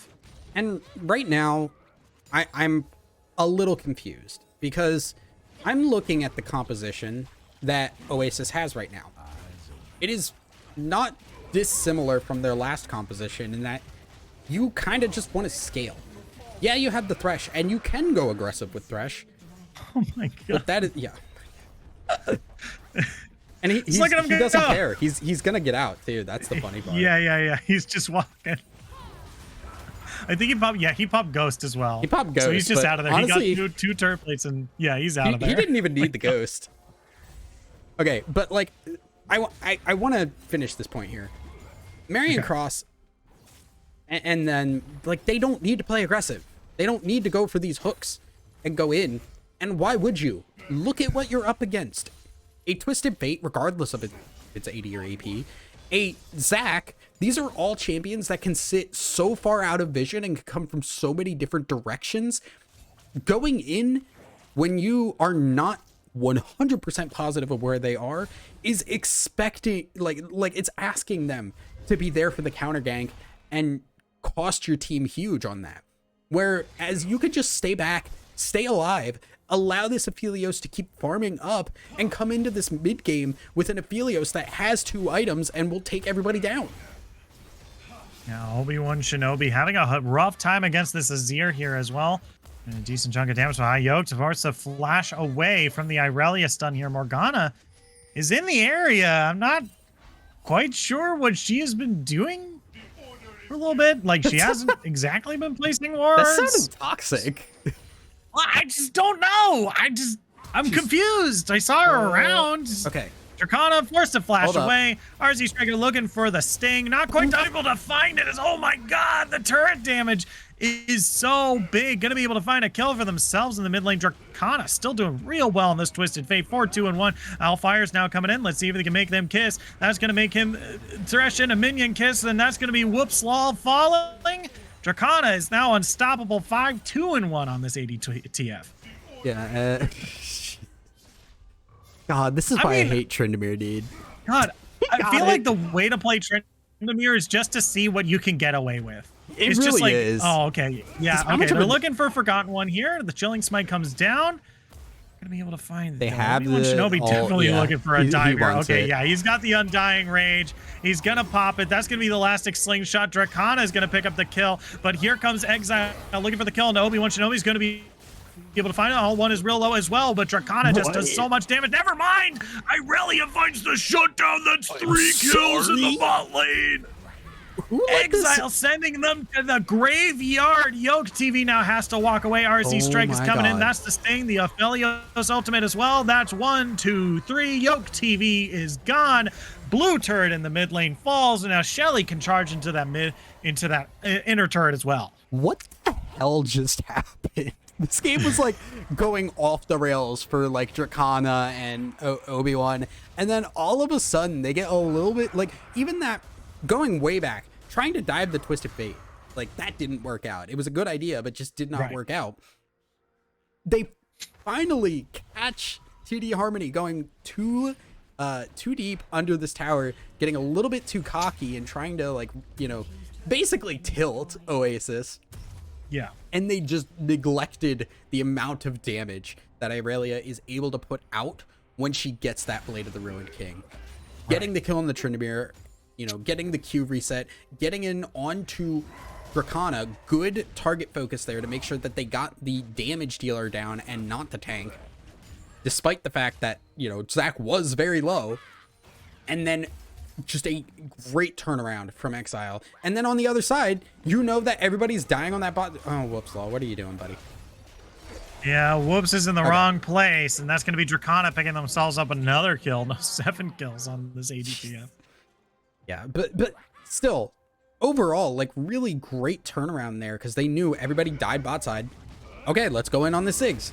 But now, you know, you see Whoops Law getting caught out, and once again, the lack of vision and respect around lack of vision is hurting me a little bit. Yeah. And when you're laning and when you're playing against a character like Zach, you really do need to make sure that you do have this really good vision control. Look at the red wards here. There's a whole lot of pink wards, but they're all on the nowhere around this Drake right now. And that's the big objective that's up. They have defensive wards in their own jungle, but that's not going to let you know where Zach is initiating from. They really got to make sure that if they want to fight this Drake, especially right now, and this might be a recency bias, but you know, they really got to make sure that they have vision control over this Drake, and right now they don't, especially with that Scuttle Crab right there. Yeah, and right now the Dragon, it's good to start this. Look at Tryndamere up on that top side. Yeah, he's starting to push, but he is not getting enough pressure down now. A good Inferno Bomb comes across, not going to be able to steal the Drake this time, but this looks like an engage from the Forgotten One. A real good Shurima shuffle is going to cut out Yoked here. All Fire is going to be the next target here. They're looking for more. If Elios Ultimate comes across, and that's going to be the snare one as well. Is going to snare him up, and Exile and Strike are going to clean up as well. Dracana and Twist and Tryndamere are trying to get as much salvage out of this as they can, but Tryndamere is doing Tryndamere things in the top lane. Was that easy, Hoon? Like, what was it? It was nuts. That was a crazy Azir engage, and it was huge too, because not only was the Forgotten One like moving really well throughout that fight, also made sure to get that Black Shield taken down before using the ult to shove people back into his team. Yeah, Tryndamere does get some stuff done on that top side, and that sucks, but you're still getting, you know, the Dragon, you're getting 4 kills for nothing. That was nuts. I thought that was going to be way too far of an engage, but they make it work and they clean up big time. Yeah, for sure. And now And now we take a look at the gold, and even though the red team has been winning these team fights, Trendemir has been doing a whole lot of work in this split pushing here. Now, Allfire might have found out RZ Strike here. Snazzy Cat is here as well. Draconic comes in with the Twisted Fate as well, and what was a 1v1 quickly turned into a 3.5v1. Yeah. I saw Ziggs throwing that man in front of him. Yoke just kind of yoinked that from... yeah. Look, the guy's playing on 500 ping. You got to give him a break. You can't blame him. The guy is playing on like astronomical amount of ping, and that's gotta be the one of the few kills he's gonna be able to get. Literal 5-second delay.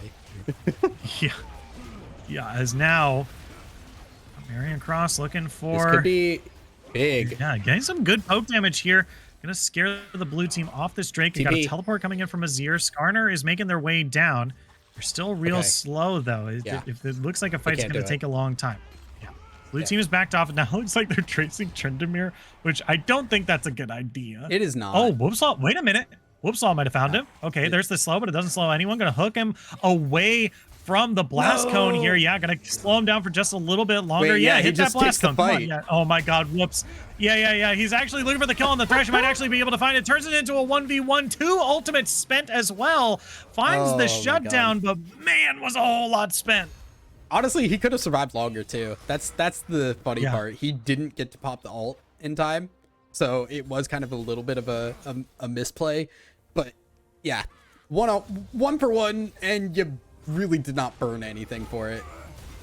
Yeah, now this is going to be Allfire diving on the RZ Strike here. Marion Cross taken pretty low here, just above 50%. Here comes the Mega Inferno Bomb. Now is real low here. Going to have to try to use those chakrams the best to their ability, but that's a shutdown going on to Dracana. 9-3-2 now on this Twisted Fate. How much gold do you have? 9,870. That's a lot. That's a lot. And once again, this is just going to be the Baron. This one is not going to be able to be stopped here. Almost assuredly going to go down. And that is a question of, what is RZ Strike doing there? Like, what are you accomplishing by being up that far, where you're in front of your wave, you're really freaking far up, and you don't know where people are? And unfortunately, it does end up costing him. Whoopslaw now might be at a bad spot, but has the backup, importantly, to be able to stay alive. Yeah, now Snazzy Cat's going to stay there for a little bit longer, but I think the big thing here is Trendemir has Baron buff. So that's what Trendemir is doing. Get me out. I don't want to be here anymore. Did you guess team fight? That's wrong. That is incorrect. He's not going to be doing that. This is the most painful game of League of Legends for me. I just where are you? It's okay, guys. We won the fight. Your Nexus turret has been destroyed. Oh. And he's gonna back. He's got Blade of the Ruin King. He's got Kraken Slayer. This is peak Trendemir gaming hours, because he is not gonna be beaten in a one-on-one. Irelia is not gonna stop him. You can see level 15 is up ahead of everybody else on that team right now. Oh yeah, could have been a good hook on the Snazzy Cat here, forcing her to go golden. But look at how many chakrams Marion has. Now they're not going to be able to really use it as well as they'd hoped. Going to take a whole lot of damage too, as now the Mountain Drake has spawned. That is going to be the back from Morgana here. So it is a 4v4, but Allfire is still here, could still steal. Okay, Inferno Bomb also, the longer this takes, the better, because Trendemir is pushing that top side alone. If they just stall this out as long as they can, they're going to get an inhibitor. Yeah, here comes the Mega Inferno Bomb. They're going to be able to steal it with just that. That's a Mountain Drake for them. And now they're going to try to turn this around into a 1v1 as best they can. Allfire flashes over the wall. And you couldn't have gotten a better steal by the blue team here. Trendemir gets the top turret as well. And wow, they didn't lose a single person in that whole fight. Oh my God. And credit where it's due. That... One, you should not be going for that dragon, in my opinion. Like, I think Oasis... Once again, ask yourself, what are you getting from this versus what you're losing? Trendemir is pushing your top side. Meanwhile, you have people... This is second dragon for either team. Who cares? Like, this is not important. And you're risking a lot. Like, yeah, okay, if you get it, cool. But you're you're risking so much because you can't stop Zac from getting in. And the Ziggs ult in combination with that means that the burst potential is always going to be in favor of TD Harmony. Oasis Fire have no comparable burst combo to get the dragon low so that they can time their smite. It is all on the onus of this Ziggs combined with the smite from Zac. And meanwhile, you've got Tryndamere pushing. Yeah. And not only that, it just seems to me like Azir might be caught out here. He's gonna get stunned up even after the dash. There is the Emperor's Divide. Dracana's gonna show up. Not gonna be able to finish it off. Okay. Dark Binding's not going to land. Just leave. Just leave. Whoops, yep. Leave, buddy. Yeah, I was also gonna say, like, it's not like either team is racing to Dragon Soul right now. It's 26 minutes and only 3 dragons have been taken. There could be a 4th or even a 5th on the table depending on how early, you know, these dragons were taken, but it took so long for that first Drake to be taken. Yeah. Right. And so now we're at a stage where it's just like, oh, it's nearly 30 minutes in and only 3 Drakes have been taken. Yeah. Well, there is going to have to be a 5th if there is going to be a soul, because right. Yeah, it's like 30 minutes in and oh, well, Oasis got their 2nd dragon. Like, if I'm TD Harmony and I'm saying like, oh, you guys want to dance for your 2nd dragon and our 3rd while Tryndamere split pushes for days? Yeah, but it looks like they're fighting over this mid turret that is now fallen. A TP coming across from the Irelia as well. They're looking for the fight. RZ Strike is so fast. Look at him go. He's going to get onto it, but he's stunned up the second he gets close. Irelia forced to throw out the ultimate as well. Allfire is going to be is not going to get slowed this time by the Irelia. Going to grab that shield, but there's a whole lot of damage here. Marion Cross now coming along, but it's with the gravity gun now. Whoopslaw fighting Dracana on the side here. Not going to find a whole lot of support from the rest of the team as Forgotten One is taken real low. That's a great gold card onto Marion Cross, but look at this damage from the TF. That's a double kill. Going to dash back in, and that's going to be an ace for the Ziggs and the blue team as well. All 5 of them have fallen. The red team is down, and now all TD Harmony needs to do is march down this mid lane. Yeah, not only the mid lane, but also the bot lane, where Tryndamere said, good job, team. You guys want a 4v5. I'm gonna do what I do best and ignore you all as I take more towers. Yes, RZ Strike may be biting off a little bit more than they can chew. Taken to about 10% HP there is now TD Harmony gets to take up this this inhibitor turret and an inhibitor as well. Who animated the animation for Tryndamere's auto attacks? Please, I'm begging you, fix it. If you do anything, just make that look better. I'm crying, dude. Yo, I'm crying in the club. Jeez. Yeah, I'm just surprised. I'm just surprised Tryndamere hasn't picked up a hold breaker yet. Me too, honestly, because I feel like that is just exactly what you should. Oh, well, okay, that might not have been a good idea. Obi-Wan Shinobi is going to be suppressed, pulled back in, tries to dash away. Undying Rage is here. There's the hook. There's the kill. Aphelios picks himself up a real good shutdown. Look at that death timer too. That is almost a minute of Tryndamere being gone and Baron able to be pressured without much being threatened here. Yeah, you've got the inhibitors down, so it's going to be a little bit of pressure from those minions pushing in, but ultimately you have the ability to take this, stop dancing around it, and just start the Baron. It's 4v5. Yeah, this really is your only opportunity.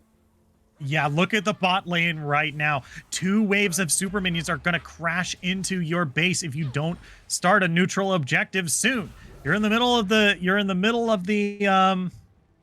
river here. You really got to make something happen as Dracana. Why are you fighting this? 1v1 exile here. Here comes Allfire in from the side here. There's the Irelia ultimate. Can't find the last bit of damage onto Dracana, and now they're on to the Drake. The red team steals away the Mountain Dragon here, but Dracana is still alive. Going to find the stun onto Skarner here, but now there's just a whole bunch of super minions in the base. They have to leave. Allfire looking to stop some backs, but not going to be able to do it this time. The blue team peels away, and now they have priority on this Baron over here that they're marching all the way over to.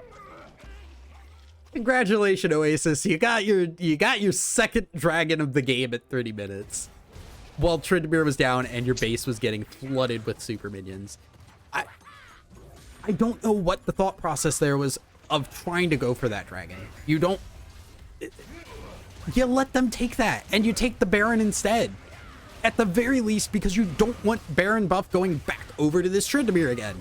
But now it is given away for free because they did not utilize the pressure they had. They waited too long, Baron is gone, and now Tryndamere is going to make their life hell again. Yes. Tryndamere is now back again in the top lane with the Baron buff and just going to escort these minions and back away because he's just like, okay, well, I might be a split pusher, but I am not dumb. I'm not going to 1v4 this time. So he's going to back away. Has some change in his pocket. Is good. Oh my God. This is stopwatch. Okay. Well, obviously that's turning into a guardian angel, but like that's still just God. I'm more looking annoyed. At the Infinity Edge. Right. Yeah. Oh God. I hate that. Still no Hullbreaker though. I think that's weird. I think I've already said that. I mean, yeah, I feel like you've said that. I kind of get it when you look at like, oh, you want to get the Infinity Edge right now because that is such a huge spike for Tryndamere. Yeah. And at this point, you don't need the Hullbreaker.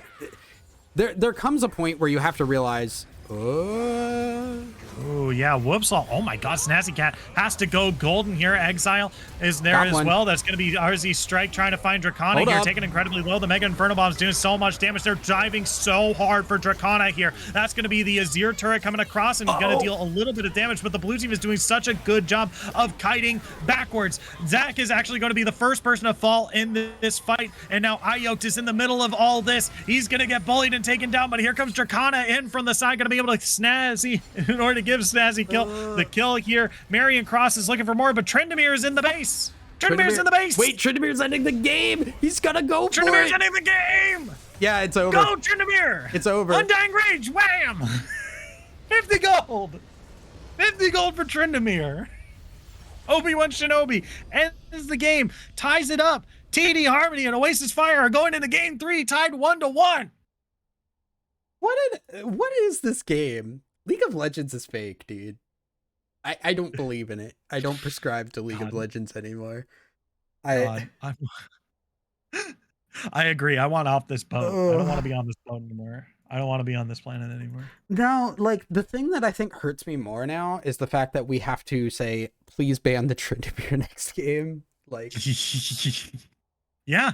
Golly gee willikers, guys. Golly gee willikers. Man. And the thing is I don't think it stops Obi-Wan Shinobi from doing that kind of shenanigans, right? Like you ban the Tryndamere, you ban the Mordekaiser. Why not just like pick Jax?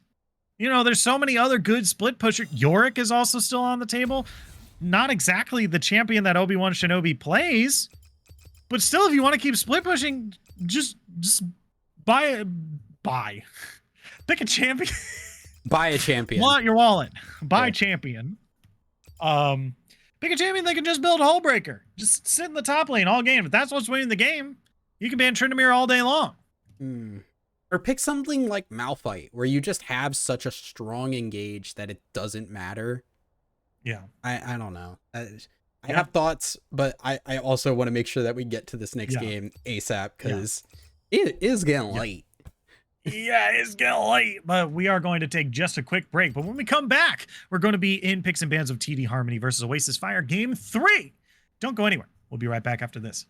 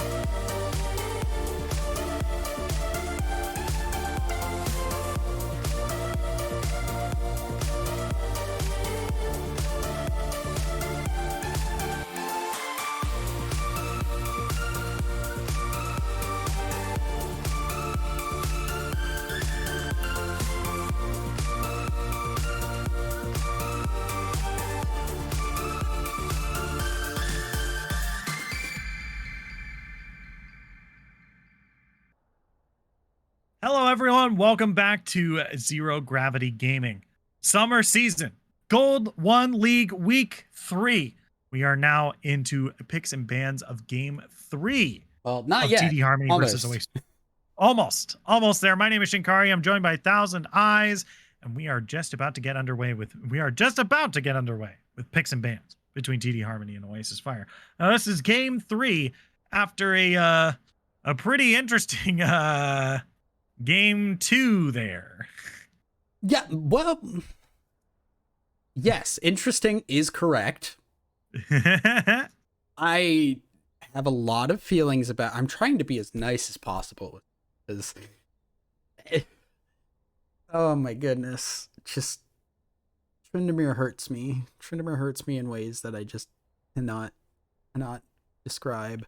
But regardless, I think overall there are ways that Oasis can work around this. Some of that is going to be draft oriented. Obviously, it's hard to predict that there is going to be a Tryndamere being taken. Yeah. It's kind of hard to expect. And yeah, it is. We'll see how things are going to go because we are going to be getting into draft very shortly here. And yeah. I'm hoping some things change. Yeah, I mean, I think I said this at the end of Game 2, but I think Obi-Wan Shinobi has been playing like this all series. So if you ban away the Tryndamere, it doesn't really stop. It doesn't really stop them from doing what they were the whole split push plan here. It just either slightly slows it down or puts it in a different flavor. So I think Oasis Fire here really needs to be watching out for that heavy split push game, because I think Obi-Wan Shinobi has been split pushing so hard in order to compensate for their AD carry players MS issue. Yeah. I mean, I think overall it kind of seems to be getting better because there was nothing there that really looked like Yoked was struggling from an MS perspective. Because we are seeing now the Brand, TF, and the Diana. So the TF is the thing that they're going to take out off of TD Harmony. The Tryndamere will still be available. The Lulu is also going to be taken away, as well as the Jax and the Yasuo. So Yone is going to be available for Oasis going into this last game, one that they have not had access to this entire series, as Morgana is going to be the first pick because I think they're expecting the Thresh to come through. Yep. And there it is. Thresh was left up. Whoops is going to immediately pick up that champion here. Yone is available for the Forgotten One here, but they do have the counter pick. So we'll have to see. They've been waiting. When Oasis Fire is on red side, they've been waiting for the even when they were blue side, they've been picking their mid lane all the way until last. Mm-hmm. So let's see. This might be an 80 carry pickup. I would expect an 80 carry to be picked up here, as it is the Jinx. The Aphelios was still available, but they're going to go with the Jinx instead here. I like this. I think also the Thresh pick, yeah, okay, into Morgana, it's not great, but I think overall, like, the Morgana wasn't terribly great against the Thresh. It was not played, I would say, correctly. The Thresh, though, one of the things that really hurt Oasis with this Thresh was the fact that they kept going in and then having Zac and Twisted Fate show up. Twisted Fate is not going to be played this time around. So that takes one of those options off the board. Ziggs is going to be locked in. So similar bot lanes to last game, as the Hecarim is going to be taken here too. Yep, Allfire definitely liking a lot of these initiators, and Hecarim might not be as many games as the Zac. But with that, with the Diana off the table is still available to Allfire here, and definitely is another similar champion. Hecarim begins ganks from very far away, and once they're close, it's kind of hard to stop. That horse does not stop for anyone, as Seraphine and Yone are now going to be banned away in phase 2. Yeah, so the Yone was not picked up. Oasis did not want to take that blind, and as you can see, it has been taken away. The Trundle pickup here coming through. You have to imagine that is going to be the jungle Trundle once again. The Tryndamere is now off the board. So we're going to be getting something at least a little bit different in this top lane. I am going to breathe a sigh of relief Because golly gee willikers, the Yeah, Tryndamere hurts me, man. But the yeah. I mean, Trundle, I like this Trundle pickup here, especially like into this Hecarim. Hecarim is one of those bruisers that gets kind of tanky, and it's gonna dissuade any tanks to come through from TD Harmony, despite the fact that you have this high DPS Jinx. right. And I think the big thing here is that Hecarim has to go back to a Divine Sunderer build Yeah. in order to be effective, has to build more damage. So we're going to be seeing things like Divine Sunderer. We're going to be seeing Dead Man's Plate, and we're probably going to be seeing Asterix Gauge as well. So it's kind of Hecarim isn't going to be as tanky as like some previous incarnations at the very early stages of patch or season 11. So, and on top of that, those items are pretty expensive as well. So especially on a jungler salary. So we'll have to see how this Hecarim plays out. He's really going to need to be able to get ahead. And if he falls behind, I don't know if he's as reliable as Trundle. He just isn't, straight up. Yeah. And like I said, even though the fact that it looks like we're not going to get any tanky members for Trundle, the fact that the Trundle was picked so early meant that they just could not realistically pick any tanks, or they'd be playing into Oasis's hand. So while you might look at it and say like, oh, well, picking it early doesn't seem good because there's nobody to grab, look at the other teammates that you've got there, the Jinx and the Orianna. High bursty style DPS in team fights. With no tank on TD Harmony, it is going to be very easy to shred through this. And now the Wukong is going to be locked in as well. So this is a huge wombo combo from Oasis and a very heavy mid-game spiking team composition. Both these teams have very strong mid-games, and it's going to be very bombastic, very explosive when these dragon fights start opening up. Yeah, not to mention that Lux is a bit of a flex pick here. Both Dracona and Snazzy Cat both like playing Lux and Morgana. So really, they could just be going anywhere as far as we know, right? Like both of these players both like playing supports and mages in the mid lane and in the support role. So and honestly, I didn't update either is fine. I do think Morgana does have a better matchup into Thresh than Lux does, but Lux does have a little bit more of a reliable snare, and we'll have to see who has the better matchup against Orianna. What, in your opinion, the Lux versus the Morgana against the Orianna? I mean, I would say probably the Lux is going to do better because Orianna does not deal well with early game push pressure. She doesn't clear waves terribly well, and in order to do so really has to blow through her mana, whereas Lux can just eat the wave and just kind of walk away and start moving around with the Hecarim to start getting him ahead. Both kind of fulfill that though, so it's kind of like you're doing very similar things with both characters. The one thing that I am looking at, though, is the fact that TD Harmony have so much single target lockdown. If they are moving around early on and starting to take these early skirmishes where they are catching people out of position and Oasis aren't grouped up and ready to fight, that is where TD Harmony is going to excel. They're going to catch people out, blow them up, and start getting objectives off of that. Yeah, and I think the big thing here is that Obi-Wan Shinobi hasn't really picked up a champion that really is a split pusher like we saw before. You know, we saw the Mordekaiser, we saw the Tryndamere the last game, but now piloting the Irelia here definitely has to be a lot more involved in these team fights. Yeah, absolutely. And this is I'm not entirely certain how this matchup works. I want to say that this is going to be Irelia favored. You know, as Irelia kind of is, you hit the stun, you win. Yes. And the one thing that Wukong does have is that clone to be able to dodge it out and try and bait and engage. Right. The longer a fight goes, generally the better Wukong does, but with Irelia's passive as well, it's kind of up in the air. And I will be straight up honest, I suck at like bruiser / like high damage, low tank top laners. So I Yes. am not the best person to ask in terms of that matchup. But you look at the rest of these matchups, and they are generally going to be more favored towards TD Harmony, unless a mistake happens and these big CC abilities can hit from Oasis Fire. Yeah, for sure. I mean, what I like so much about Oasis Fire here is that they have two, I'll say like 1.5, because Thresh will sometimes go in and be a ball delivery service, but having Wukong as ball delivery service is definitely very, very good for the Yeah. Orianna here. Definitely going to be able to really get some decent damage off of that. I also think in a weird way Trundle is as well, because Trundle usually does a good job of sticking to their targets.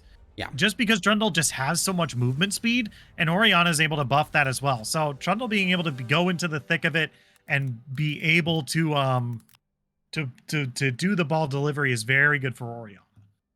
Yeah, and I think the biggest thing too is you don't really need a ball delivery system as much, because like Wukong can knock people up and give you an opportunity then to get the ball in. You don't need to start with that. On top of that, look at TD Harmony's composition and what they're going to try and do. Hecarim and Irelia are going to dive in. The rest of that team is just walking. And if you put the ball down after Irelia and Hecarim go in, and you just let the Lux, Ziggs, and Morgana walk into it, they're just going to get just massively stomped by this shockwave coming through. As long as your team is able to do enough damage to the Hecarim and the Irelia and survive that, you should be able to win the fight off that.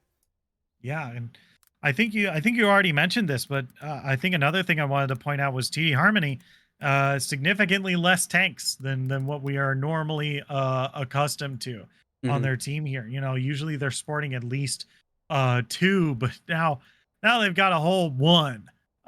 So these team fights, there's a whole lot of squishies here. Lux, Ziggs, Morgana, like you already mentioned. Not really going to be building a whole lot of defenses between them. Like maybe a Zhonya's. Perhaps if the game goes late enough, we'll see a Banshee's Veil, but not a whole lot of able to survive here, and especially up against like a Jinx and Orianna. I think you mentioned this before as well. That it's going to be very hard to actually win the extended fights, that you don't just burst them down to begin with. Yeah, it's gonna be a bit tough here. TD Harmony, I think, need to play aggro early and just start getting off the ground, get this Hecarim going, use the pressure from this Irelia and Lux, let Hecarim invade and bring backup for the Hecarim so that he can start getting kills and go from there. Because if you just sit back and just try and go tit for tat in lane and come out even all around, these team fights where everybody's grouped up for these dragons and these Rift Heralds and stuff, that's gonna get really tough for TD Harmony to navigate into a win. Yeah, for sure. But with that, we are going to take just a quick break, and when we come back, we're going to be on the rifts of TD Harmony versus Oasis Fire Game 3. Don't go anywhere. We'll be right back after this.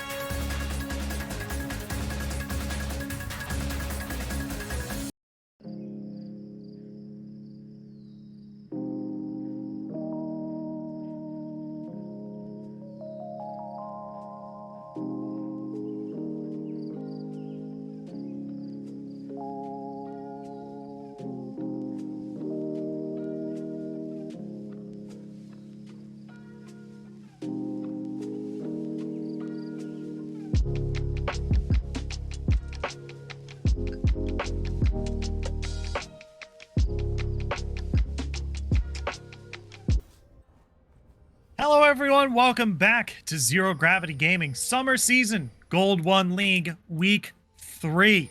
We are now in the final game of this match. Game 3 of TD Harmony versus Oasis Fire. Oasis Fire is on the red side, TD Harmony is on the blue, and both of them are expecting a level 1 here, as all members of both teams are just looking for the invade here. Can't quite find each other because they're just on other ends of the map.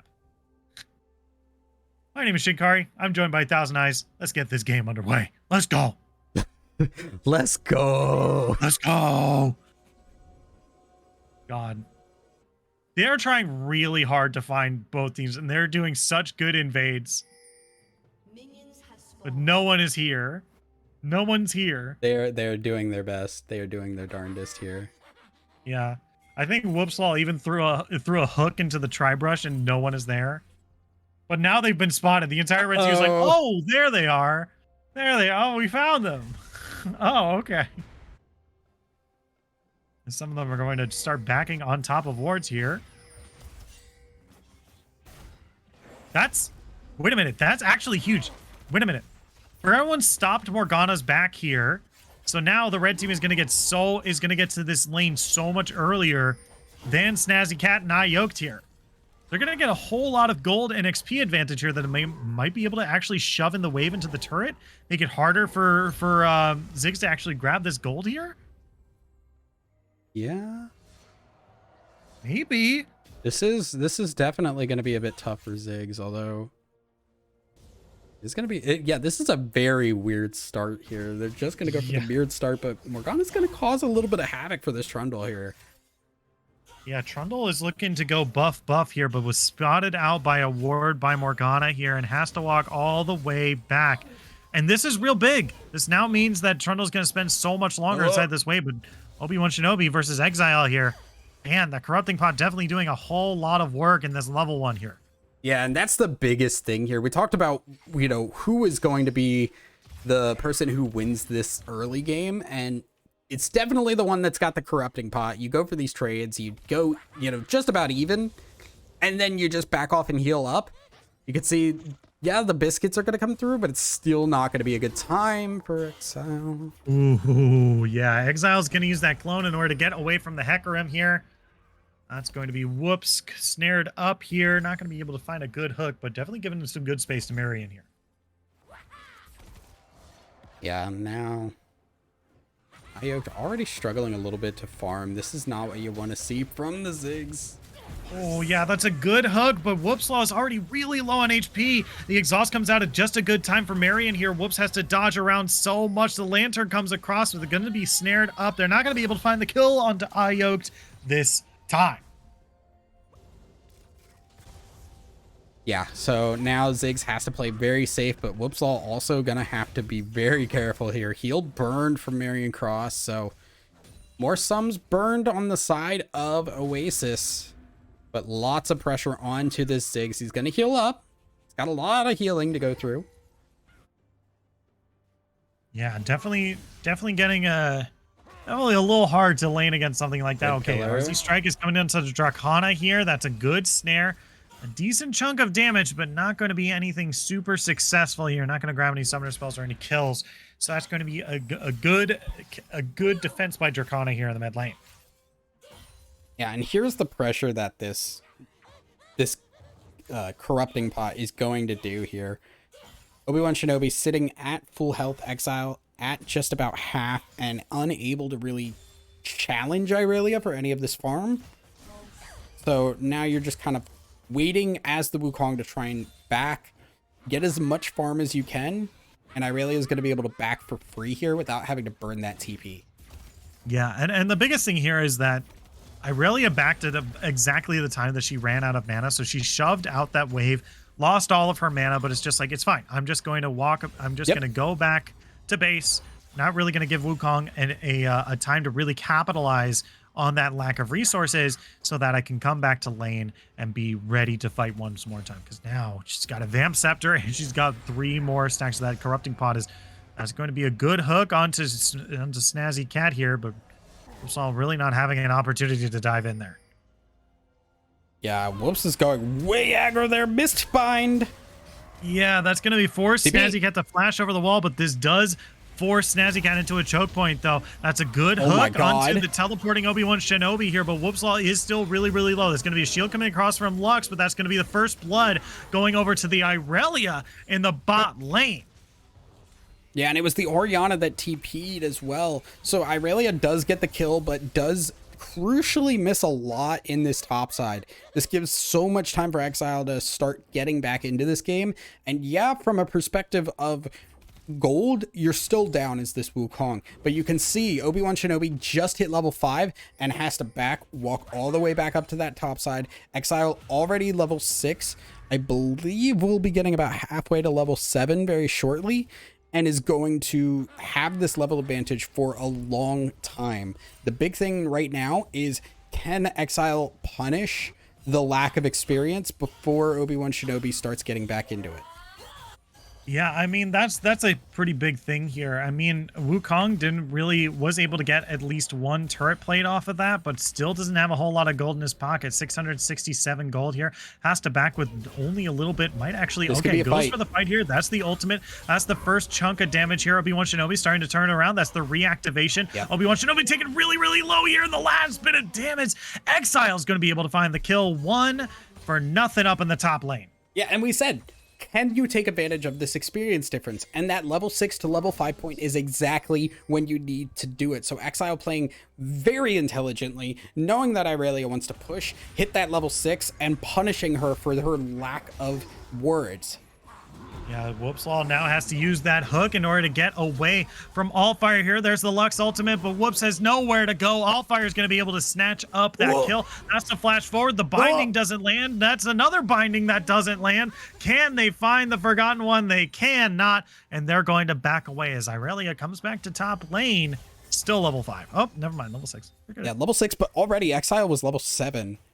While Obi-Wan Shinobi was level 5. So a big experience gap coming through, and it is very, people don't think about how much experience actually does for you. The amount of stats you get gold wise is Risen Strike. Oh yeah, RZ Strike is going to flash over the binding here. Dracona still is near Snazzy Cat here, so they definitely have another binding nearby, but they're not going to find it this spot. That is a flash down for the Trundle, and it is the first dragon of the game being picked up by TD Harmony here. They are going to grab that Ocean Drake. The next one is Cloud. Right now, Forgotten One getting a lot of pressure in this front side here. Yeah, that's going to be the Onslaught of Shadows, and that's going to be the Empowered Auto Attack as well. A whole lot of shields onto Allfire here is going to keep them alive, and that's going to be a 1 for 0, picking themselves up a real quick gank in that mid lane, and also grabbing Orianna's flash. Yeah, but at what cost too? Because you got to think about who's getting the kill. Snazzy got the kill. And then who is losing off of this? And the answer to that is Ziggs. And you can see how much that is hurting Ziggs in this farm department. Yes, a lot of that was also while Morgana was there too. But Jinx is getting free farm in this lane. Yeah, Whoops is also going to get a good hook, a good flay. The Lantern's going to carry them over. The snap traps are not going to land, but that's a super mega death rocket. Marion Cross is going to be able to find a kill onto the Ziggs, and you're 100% right. This Ziggs is not doing well in the whole farming department. 30 CS now separates these two, and now a kill as well. And now Wukong. Shinobi, yeah, there's the spin to win. Might get the reactivation, flashes over the Irelia ultimate, dodges back into the spin in the last auto attack. Exile's going to be able to find another kill onto Obi-Wan Shinobi in the top lane. Yeah, and let's take a second here to talk about itemization. Because if you look at what Exile first bought, it was that Executioner's Calling. Recognizing that Irelia is going to do a lot of healing and try and like just out-sustain this Wukong. You get that Executioners, you make it an easy win. Exile now.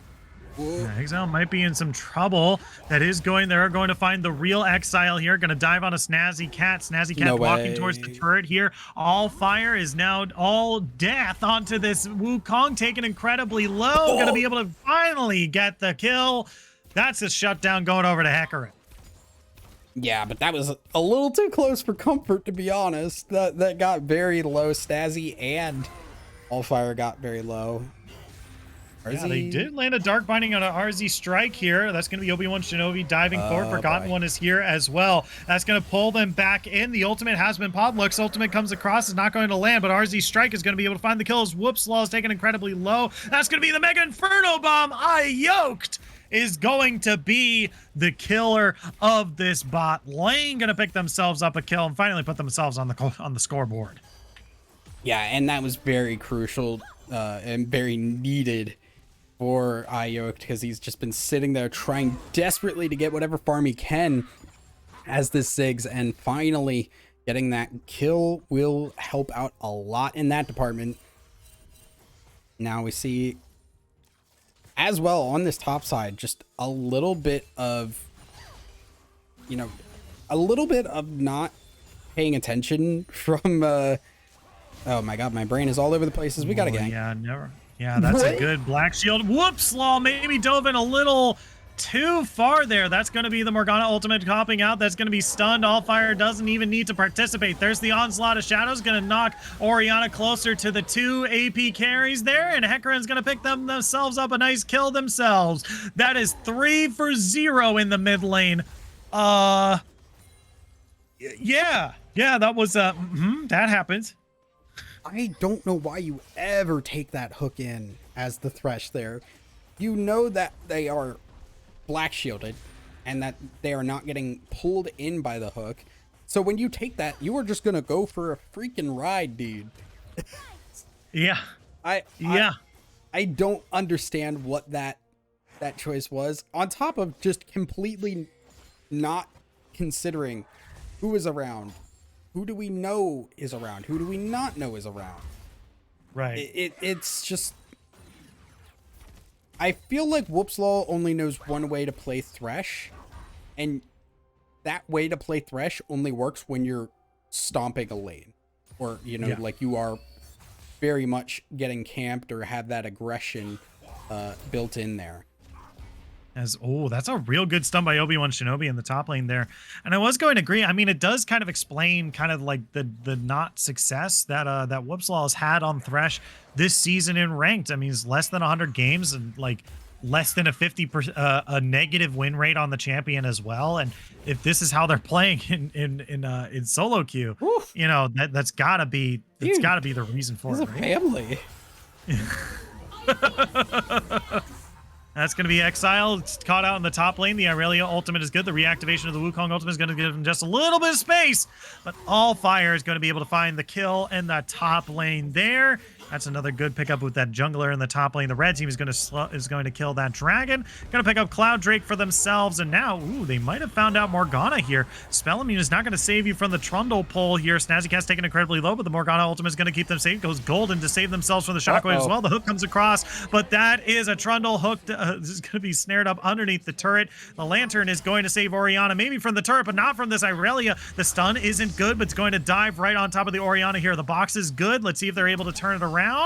They're going to back away. That's a flash forward from Dracana. A good hook onto Obi-Wan Shinobi. Whoopslaw is taken incredibly low. Forgotten One is looking for that last bit of damage. There's a teleport in from the Wukong, but they're so far away now. They're not going to be able to finish that off. Hecarim, meanwhile, look at that top lane.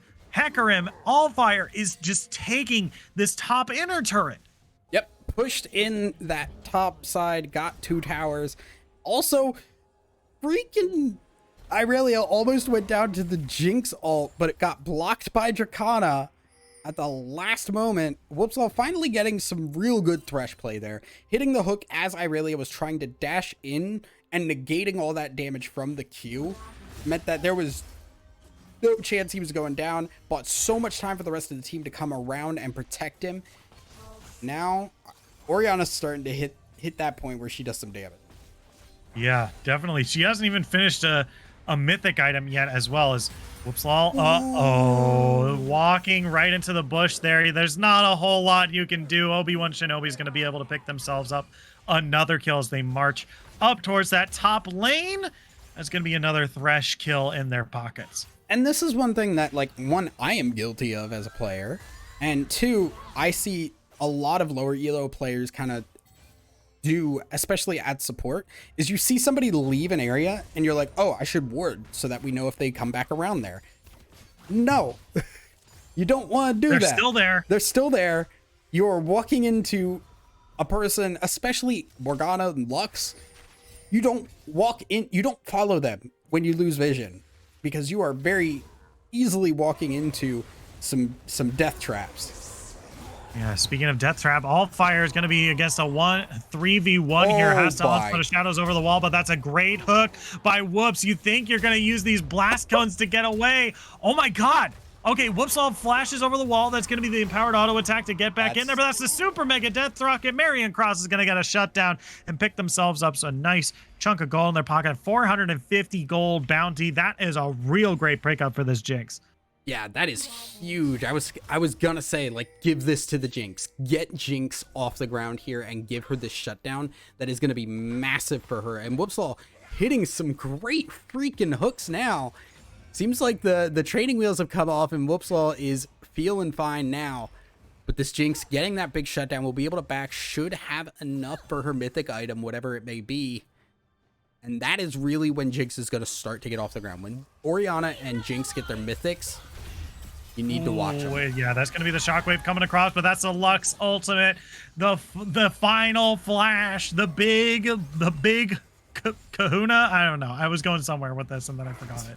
Lux gets a kill in the mid lane. She used her ultimate. I was trying to be cool and trying to be funny, but then, you know, stuff happened and now Dracana's going to kill Raz Strike here. Yeah, nope. They're taking real low. Okay, looks like Trundle's fine. Yeah, Trundle will be fine. Whoopsall coming around on the backside, but Marion Cross is kind of low on this. I don't know if Jinx can help here. Yeah, Black Shield is down. Marion Cross. Okay, that's a good set of chompers here. And Snazzy Cat has to go golden. That's going to be a Super Mega Death Rocket coming across, but not going to be able to find the kill this time. So Yoked is just going to be doing some keep away here in this bot lane. Going to make sure that Marion Cross doesn't get any closer to this Morgana. Yeah, and that's a time where you back off there, because what do you gain from keeping the chase on? You're risking a lot chasing into a Morgana Ziggs. Yep. But ultimately, and, that is just the exhaust and the flash burned here. Whoopslaw. Yeah, looking for Dracana here, trying to get some revenge after Dracana off screen had picked up that outer mid lane turret there. So that's another chunk of gold into the blue team's pocket. They're now up about 4,000 and some change in terms of gold. 4.6, 3.6, 4.6. Right now, TD Harmony though, they've got the push on this dragon here. It is again, it is second dragon. It's not the end of the world, but with Trundle being on that top side and Wukong being up top without the TP, you got to give this one up. I like what Oasis is doing though. They're not just saying, all right, well, we lose it, sucks, all right. They're going up and they're getting that Rift Herald in response. They're taking objective for objective and not just kind of taking a loss for nothing. Yeah, and it is going to be very important. I mean, they're already down in turrets here, so picking up this Rift Herald here does mean that they're going to be able to at least tie that out. You know, the blue team is 3 turrets up. Wait a minute. Too long. Oh, yeah, might have taken just a little bit too long. All fire is here. The spike comes down. Oh, no. That's going to be a blue team stealing the Rift Herald here, and that is gigantic. They were looking to trade objectives here, but it just ends up being stolen away from them. So now Hecarim just gets to basically go to whatever lane he wants and take up to 2 turrets even in some cases. Yeah, and ultimately, I think the issue was just that the Forgotten One took too long to walk over and help that Trundle take it.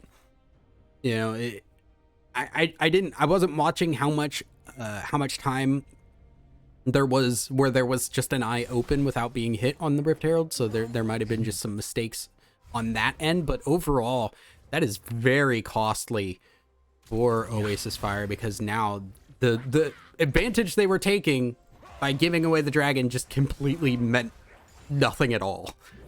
Yeah, and it was kind of a necessary trade as well. They're now behind in dragons and they're behind in turrets as well. The Rift Herald was a way for them to get back onto the scoreboard in terms of turrets, and now once again they're playing from behind as Slaw's looking for that once again that river brush gank here.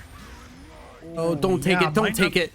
Yeah. Okay, that's gonna be RZ strike here, but all fire is coming in from the corner here. There's the onslaught of shadows. It doesn't land onto anyone, and neither does the empowered auto attack. So that's going to be the red team backing away. Hecarim ultimate is down, but it looks like it's fairly short cooldown. Yeah, about 80 seconds. Not going to be too big of a deal here. Dragon is enough for another 3 minutes. I don't think anyone's going for Baron anytime soon. So it should be fine. Ooh. Yeah. Just being careful there. That was a really early Hecarim ultimate there. I'm a little confused on that one. It felt like they were really trying hard to get over to that. Forgotten One sees the Aurelia in the mid lane, so it does have to walk down to the rest of the team. Rift Herald gonna be used here. I don't think this is the greatest use, but Snazzy Cat is walking up alone here. Yeah, the black shield is going to protect them for just a little bit. Allfire is looking for a flank here with that turret. Oh, the turret's not going down. It will go down. Okay, to never minions. mind. Minions did the job. Yeah. All right. Obi-Wan so is on this backside. Yeah. He's looking for the dive on the Forgotten One here and might actually get a decent chunk of damage before they get Zonia's. doped here. Yeah, that's a real good Zonia's Lux ultimate comes across, but it's not going to be able to find a red buff is ticking. Is going to be able to find the kill. RZ strike.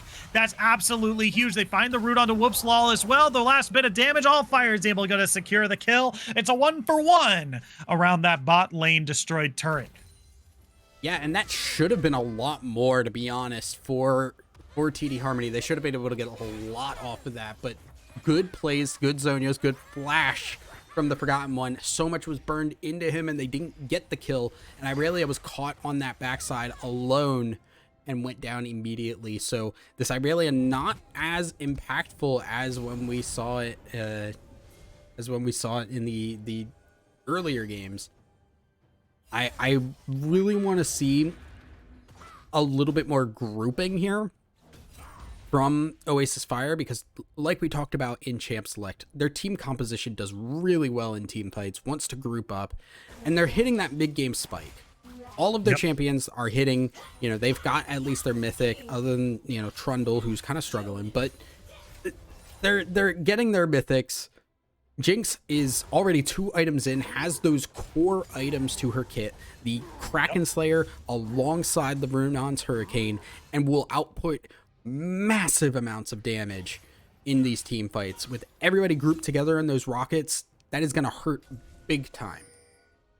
Yeah, for sure. I mean, the big thing here is that Jinx has been getting the space in order to auto attack a whole lot and has been getting some time to just kind of free farm.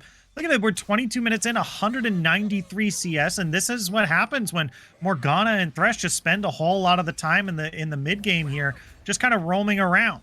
There's not a whole lot of pressure on this Jinx here, and she can just sit here and free farm, and that's what she's been doing. Nearly 200 CS into this game, is now very, very strong at 2-0-1 as well. Yeah, but meanwhile, Oasis Fire's just kind of hanging out in this mid lane and in their topside jungle without any pressure on this dragon.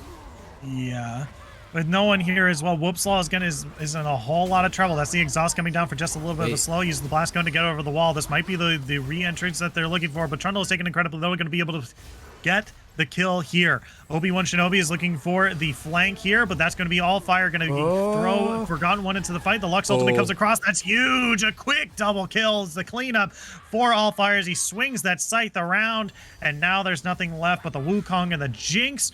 And they can't really contest this Drake, so that's going to be the blue team maybe picking it up. They still have Super Mega Death Rocket. Yeah, no, you don't go for it.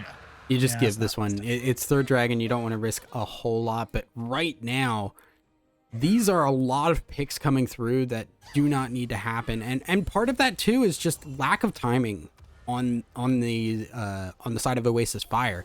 You saw how when that dragon was starting to spawn, immediately everybody on TD Harmony was prepped for it, and they had the waves in a good spot. Oasis Fire seemed to just lag on that. They were up on that top side. The waves were stuck up on that, up in their towers on their side of the map, and that's why they just could not get into that dragon. By the time they got over there, everything was set up for a trap to grab somebody. Baron's gonna be started but stopped because Baron do damage. Baron do damage. Baron Red team showed up. Make me scared. Me cry. Me cry. Me scared. Sad. Please no auto attack with Jinx. She hurt. Yeah, so I do like the call though, to just kind of like say like, hey, if you guys don't show up, we're gonna take this, and basically force them to come over. You're dictating the tempo if as TD Harmony, and it's just Oasis Fire playing to try and stymie what is being done by TD Harmony this entire time. They've not made a real play on their own in the past, like, I want to say 10 minutes. It's been very reactive play, and also slow reactive play, as we talked about. Yeah. They just really need that one good team fight. Maybe they can turn something around, but the blue team is just doing such a good job of pushing down these turrets one after another, especially with that Ziggs there. Yeah, Trundle is now backing from that top lane. Might come down to help the defense here, but again, it's just looking real tough for Oasis Fire here. The thing that's whoops. Oh, goodbye. Okay, yeah, Whoopslaw's caught out again, forced to flash away. All Fire just abusing that black shield as much as possible. It's a good hook onto the Morgana, though. Whoopslaw's taken incredibly low, displaced, and thrown back into the enemy team. That's a great Wukong ultimate. Oh, that Lux ultimate does so much damage. Mega Inferno Bomb is going to clean up as well. All Fire looking for more. Is so much HP. The Forgotten was trying to get away. The Blast Cone might actually save their life, as that's a 3 for none. In favor of the blue team, in favor of TD Harmony. Yeah, and a lot of that came from Trundle not being there. The engage was great. They got in onto Whoopslaw. They used the most of that black shield, like you said. But after that, Allfire hitting a massive ult to push Jinx into the Lux ultimate. And from that point on, the fight was just done and over with. They just had to run away as the Ziggs ult bought a lot of time. RZ Strike? Yeah, RZ Strikes is fighting Obi-Wan Shinobi here. As yeah, it might have popped the ultimate, but Irelia still hurts. 2, 4, and 2 with that Blade of the Rune King and an Immortal Shield. Really. Like, yeah. You're not getting a lot. Yeah, you got to start that off with a Chomp at least to steal away some AD, but you know, even then, still, it's a level 14 versus a level 12. She's got a Blade of the Rune King, so your HP, so your big tanky stats don't really matter. Man, it's just a real tough time for this Trundle right now. Yeah, and the thing that really was frustrating to see too was the fact that Trundle was up on that top side. There were multiple times where the Forgotten One had a Orianna ultimate like ready to go. The ball was in the right spot. It was going to hit like 4 people. And if Trundle had been there and they could pull the trigger on that fight, that could be a really good fight with that shockwave doing damage to everybody. It would give an opportunity for Jinx to lay down a huge amount of rockets across 4 people with the Hurricane. Like, that is a major win condition for Oasis Fire. And because Trundle wasn't there, they didn't feel comfortable pulling that trigger. And then you saw what happened afterwards. By the time Trundle got there, TD Harmony, they pulled the trigger and got that win. Now we're looking at 30 seconds until this Infernal Dragon. And I'm glad to see that we're seeing a little bit of priority from Oasis Fire. Yeah, Whoopslaw is going to get a good hook. The box is good as well, but it's going to pull her right into Jinx here. Going to have to try to kite backwards as best they can, but Obi-Wan Shinobi just does so much damage. You can't escape this Irelia. You can't even kill her either. Look at her go. Going to dash through this whole lane, this whole team. That's a great shockwave, but there's no one to follow up. There's no one to grab the rest of that damage, and not even Orianna might be able to get a kill here as now Obi-Wan Shinobi diving into this mid lane here, gonna pick up that turret, and the rest of the team is gonna grab them the Infernal Soul. Yeah, and overall the pressure was great. It was a good start to the fight, but not everyone was there. Not everyone was on the same page. And because of that, Orianna wasn't ready for that fight. Jinx was putting out a little bit of damage, but that small area, Hecarim can just ult in, and once again, you're pushing them into an easy Lux ult. As long as she's somewhere in range, Hecarim ult makes the Lux ult super easy to hit. And yeah, that just is a win from that point on, especially if the whole team from Oasis is not there and spread out enough to avoid all getting hit by it. Yeah, and now we're back on the Baron, but this time they definitely have the damage and the zoning in order to deal with it. Snazzy Cat sitting in the bush here, knows Whoopslaw is coming through. There's the Dark Binding. That's 3 seconds. You just got to stand there, bud. And that's going to be a whole bunch of damage onto the dragon. Super Mega Death Rocket comes across. Baron Nashor's picked up by the blue team. And now as Oasis Fire, This is really tough to come back from. You look at the Yeah. gold, it is 12,000 gold in favor of TD Harmony. The Infernal Soul, the Baron buff, 7 towers to 1. Everything is just slowly bleeding, and I think if you are Oasis Fire, you are just looking to group up, stay by your inhibitors, and try and get a good shockwave while TD Harmony are caught napping, or while they try and over-engage to get one of these objectives. That's your only option at this point, because these engages from Hecarim while you're away from towers and not all together are costing your team big time.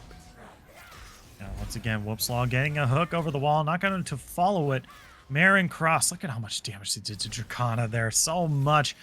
Really can't find a good intro into this fight. I mean, the damage is there. I mean, the damage is there. They just need to be able to get the right team fight for it. And Whoopslaw is just really playing with fire here, as Obi-Wan Shinobi is going to be the fight here. That's a real good pickup here. The box, the Wukong spin, that's a real great shutdown, and it goes onto Wukong. It also removes 1 Baron buff from the map here, and that is pretty important. But the rest of the red team need to be able to get the rest of these kills on the blue team here if they really want to stop this push. That is 3 ultimates down, though. The Wukong ult, the Thresh ult, and the Trundle ult. So a lot burned to get that Irelia down. And really, it does stop the push. I feel like this is a little bit too safe. Oh, goodbye. Yeah, no! Yep. Oh! Oh, you're crying. You're crying if you're Dracana right now. Wait. How much HP does Whoops have right now? Very 55. little. Yeah, 55. So probably was around 30. Yeah. Yikes. Yeah, I know. This is look at this Orianna damage. QW combo. Yeah. Easy pickup onto Snazzy Cat. If Snazzy walks up at the wrong time, like, this could be a huge fight if that shockwave can hit everybody there. You could see Lux, Irelia bot side, you have 4 people. This is the time to go for Oasis. Yeah, Whoopslaw already used a hook, so is still on cooldown. If they're looking for a fight, they need to pull the trigger now. Lantern over the wall, give them some vision, but oh no. Exile was almost in a very, very sticky situation, but and Trundle able to get some gold back into his team's pockets, but it's not a whole lot. You know, just a turret at this stage is still, you know, they're down about 10.5 thousand gold and a little bit more than 10.7 of things, it seems, but they still have a mountain to climb in order to get back into this game. But the fact is, they had Baron buff and they lost gold. TD Harmony. Yeah. So, like, this is a great start. Forgotten One is able to clear waves very well at this point in the game. And the engages become harder and harder as long as... Oh, okay. Okay, yeah, whoops. Oh, my... Oh, he lives again! But that's going to be Obi-Wan Shinobi trying to finish it off, and is going to be able to get him this time. But so many ultimates have already been spent in order to get this Irelia. She's incredibly low. Can they get that last kill? Allfire is now fighting Marion Cross underneath the turret. That's actually a really good shockwave. Marion Cross is fighting so well. Absolutely incredible. RZ Strike is now fighting Snazzy Cat and Dracana here, but you can't get through all of those snares. And Yoked, meanwhile, is just grabbing an inhibitor. Yeah, but now Jinx is really getting good here. Got the Infinity Edge, got the Hurricane and the Kraken. This is prime Jinx time. Orianna gonna be able to clear this wave out. Exile wants to get this. Oh man. Yeah, Wukong. So scary. Walking through all those explosives from Yoked here, it's got to be maxed out now, right? Yeah, so the big thing here about Ziggs's new bombs is that they slow a lot more at the tail end of these. The slow is a lot longer at the max levels here. So if you try to dive the Ziggs 1v1 this late into the game and walk over all of those little minefield he puts out, it's going to be real hard to get on top of them. Yeah, I am currently looking. We have the Elder Dragon spawning just now, and what's important here is the only inhibitor down is that top side. Forgotten One can TP into this fight. RZ Strike and company are able, okay, early TP. They really want to get the pressure on this and try and fight for this. This could be a huge win for Oasis if they play this team fight correctly, but right now they are very split. Yeah, they're real split, and this is the team fight to Snazzy? win. Oh, yes. Snazzy Cat is caught out here, but is able to land a good binding onto the Forgotten One here. The rest of the team is trying to collapse on top of it, but our All Fire has gotten Oh inside. no. That's a huge shield, going to let them survive for just a little bit longer. They've able to get some more. RC Strike is trying to dive on Eye Yoked here. Obi-Wan Shinobi has finally joined the fight. Whoopslaw gets a good hook to give RC Strike just a little bit more space, but this Irelia has dove in on top of Exile, and they're going to fall. That's a 4 for 1. Whoops is the only member left, and this might be the end of the game. Yeah, it very likely will be here, as it almost came back. Oasis, they held on for a long freaking time, man. But unfortunately, just pick after pick coming through cost them big time. The binds hitting and not enough engages or shockwaves coming from the Forgotten One end up costing Oasis the game. And we do see the victory screen for TD Harmony. They do take it in 2-1 fashion. Congratulations to them, as they are hard fought win for them. Yeah, it really took them a pretty decent chunk of time. 36 minutes into this, it was definitely pretty well played by them. If anything, I have to give it to Allfire for this series. Played out of their mind. I think the most influential player throughout all 3 games for sure. Like real good by Allfire here. Very well played. And Obi-Wan Shinobi as well. Even another more influential player in these games. You know, split pushing on the Mordekaiser or split pushing on the Tryndamere. You really couldn't ignore Obi-Wan Shinobi at all. Yeah, it was very strong top jungle pressure coming through, honestly. The also Dracana on the 80 Twisted Fate, there were a couple of times where Dracana just popped off. And in this game alone was 7-0 and 15. Like, Dracana did not die and was outputting crazy amounts of damage. These Lux ults combined with the Hecarim ults. Overall, the synergy from TD Harmony was very strong, and I think really what put them over the edge in this series, compared to where Oasis Fire felt a little bit out of sorts here and there. They weren't all together. They were getting caught out at times. TD Harmony, they were the ones who, yes, still making mistakes, but they were able to get the first push onto dragons most of the time. They were watching those timers. They were all together when they needed to be, and they were splitting when they needed to be. So I think TD Harmony really looked on the stronger side when you're looking at a full team perspective. Yeah, for sure. I mean, they definitely had a much more a lot more cohesion here. You know, we saw Oasis Fire in game 1 really kind of struggle to get that kind of or excuse me, that's not correct. Regardless, still really strong here for sure. Showing by TD Harmony, you know, a little bit of slip up in game 1, but the second they were in the driver's seat, they really did a good job. Yeah, absolutely. But ultimately, like, just great job by both teams. This series was very close, and had a lot of very clutch moments all around.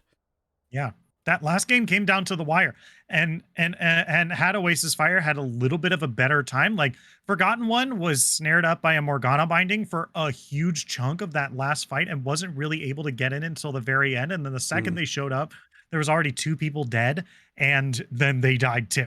Right? Yep. If the Forgotten One had been in that fight, I predict that it would have been probably a lot different, because Marion Cross would have been able to get a whole lot more damage, you know.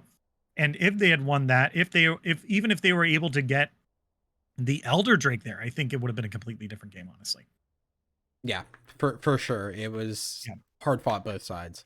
Yeah, for sure. But with that, we're going to say good night to everyone here. Thank you all so much from myself, the entire live broadcast crew, Thousand Eyes, our streamer and co-caster for this evening, and myself. Thank you all so much for tuning in. Once again, I would like to remind you, if you want to get into esports production and would like to stream our games, please, so that our casters can just cast the game, that would be much appreciated. And you should send some DMs over to Thousand Eyes, and we can get some stuff arranged for you to do some real cool stuff. But until then, press that follow button if you haven't already. We have a League of Legends action every week for y'all to watch. If you're feeling generous, press that subscribe button. It really helps us out.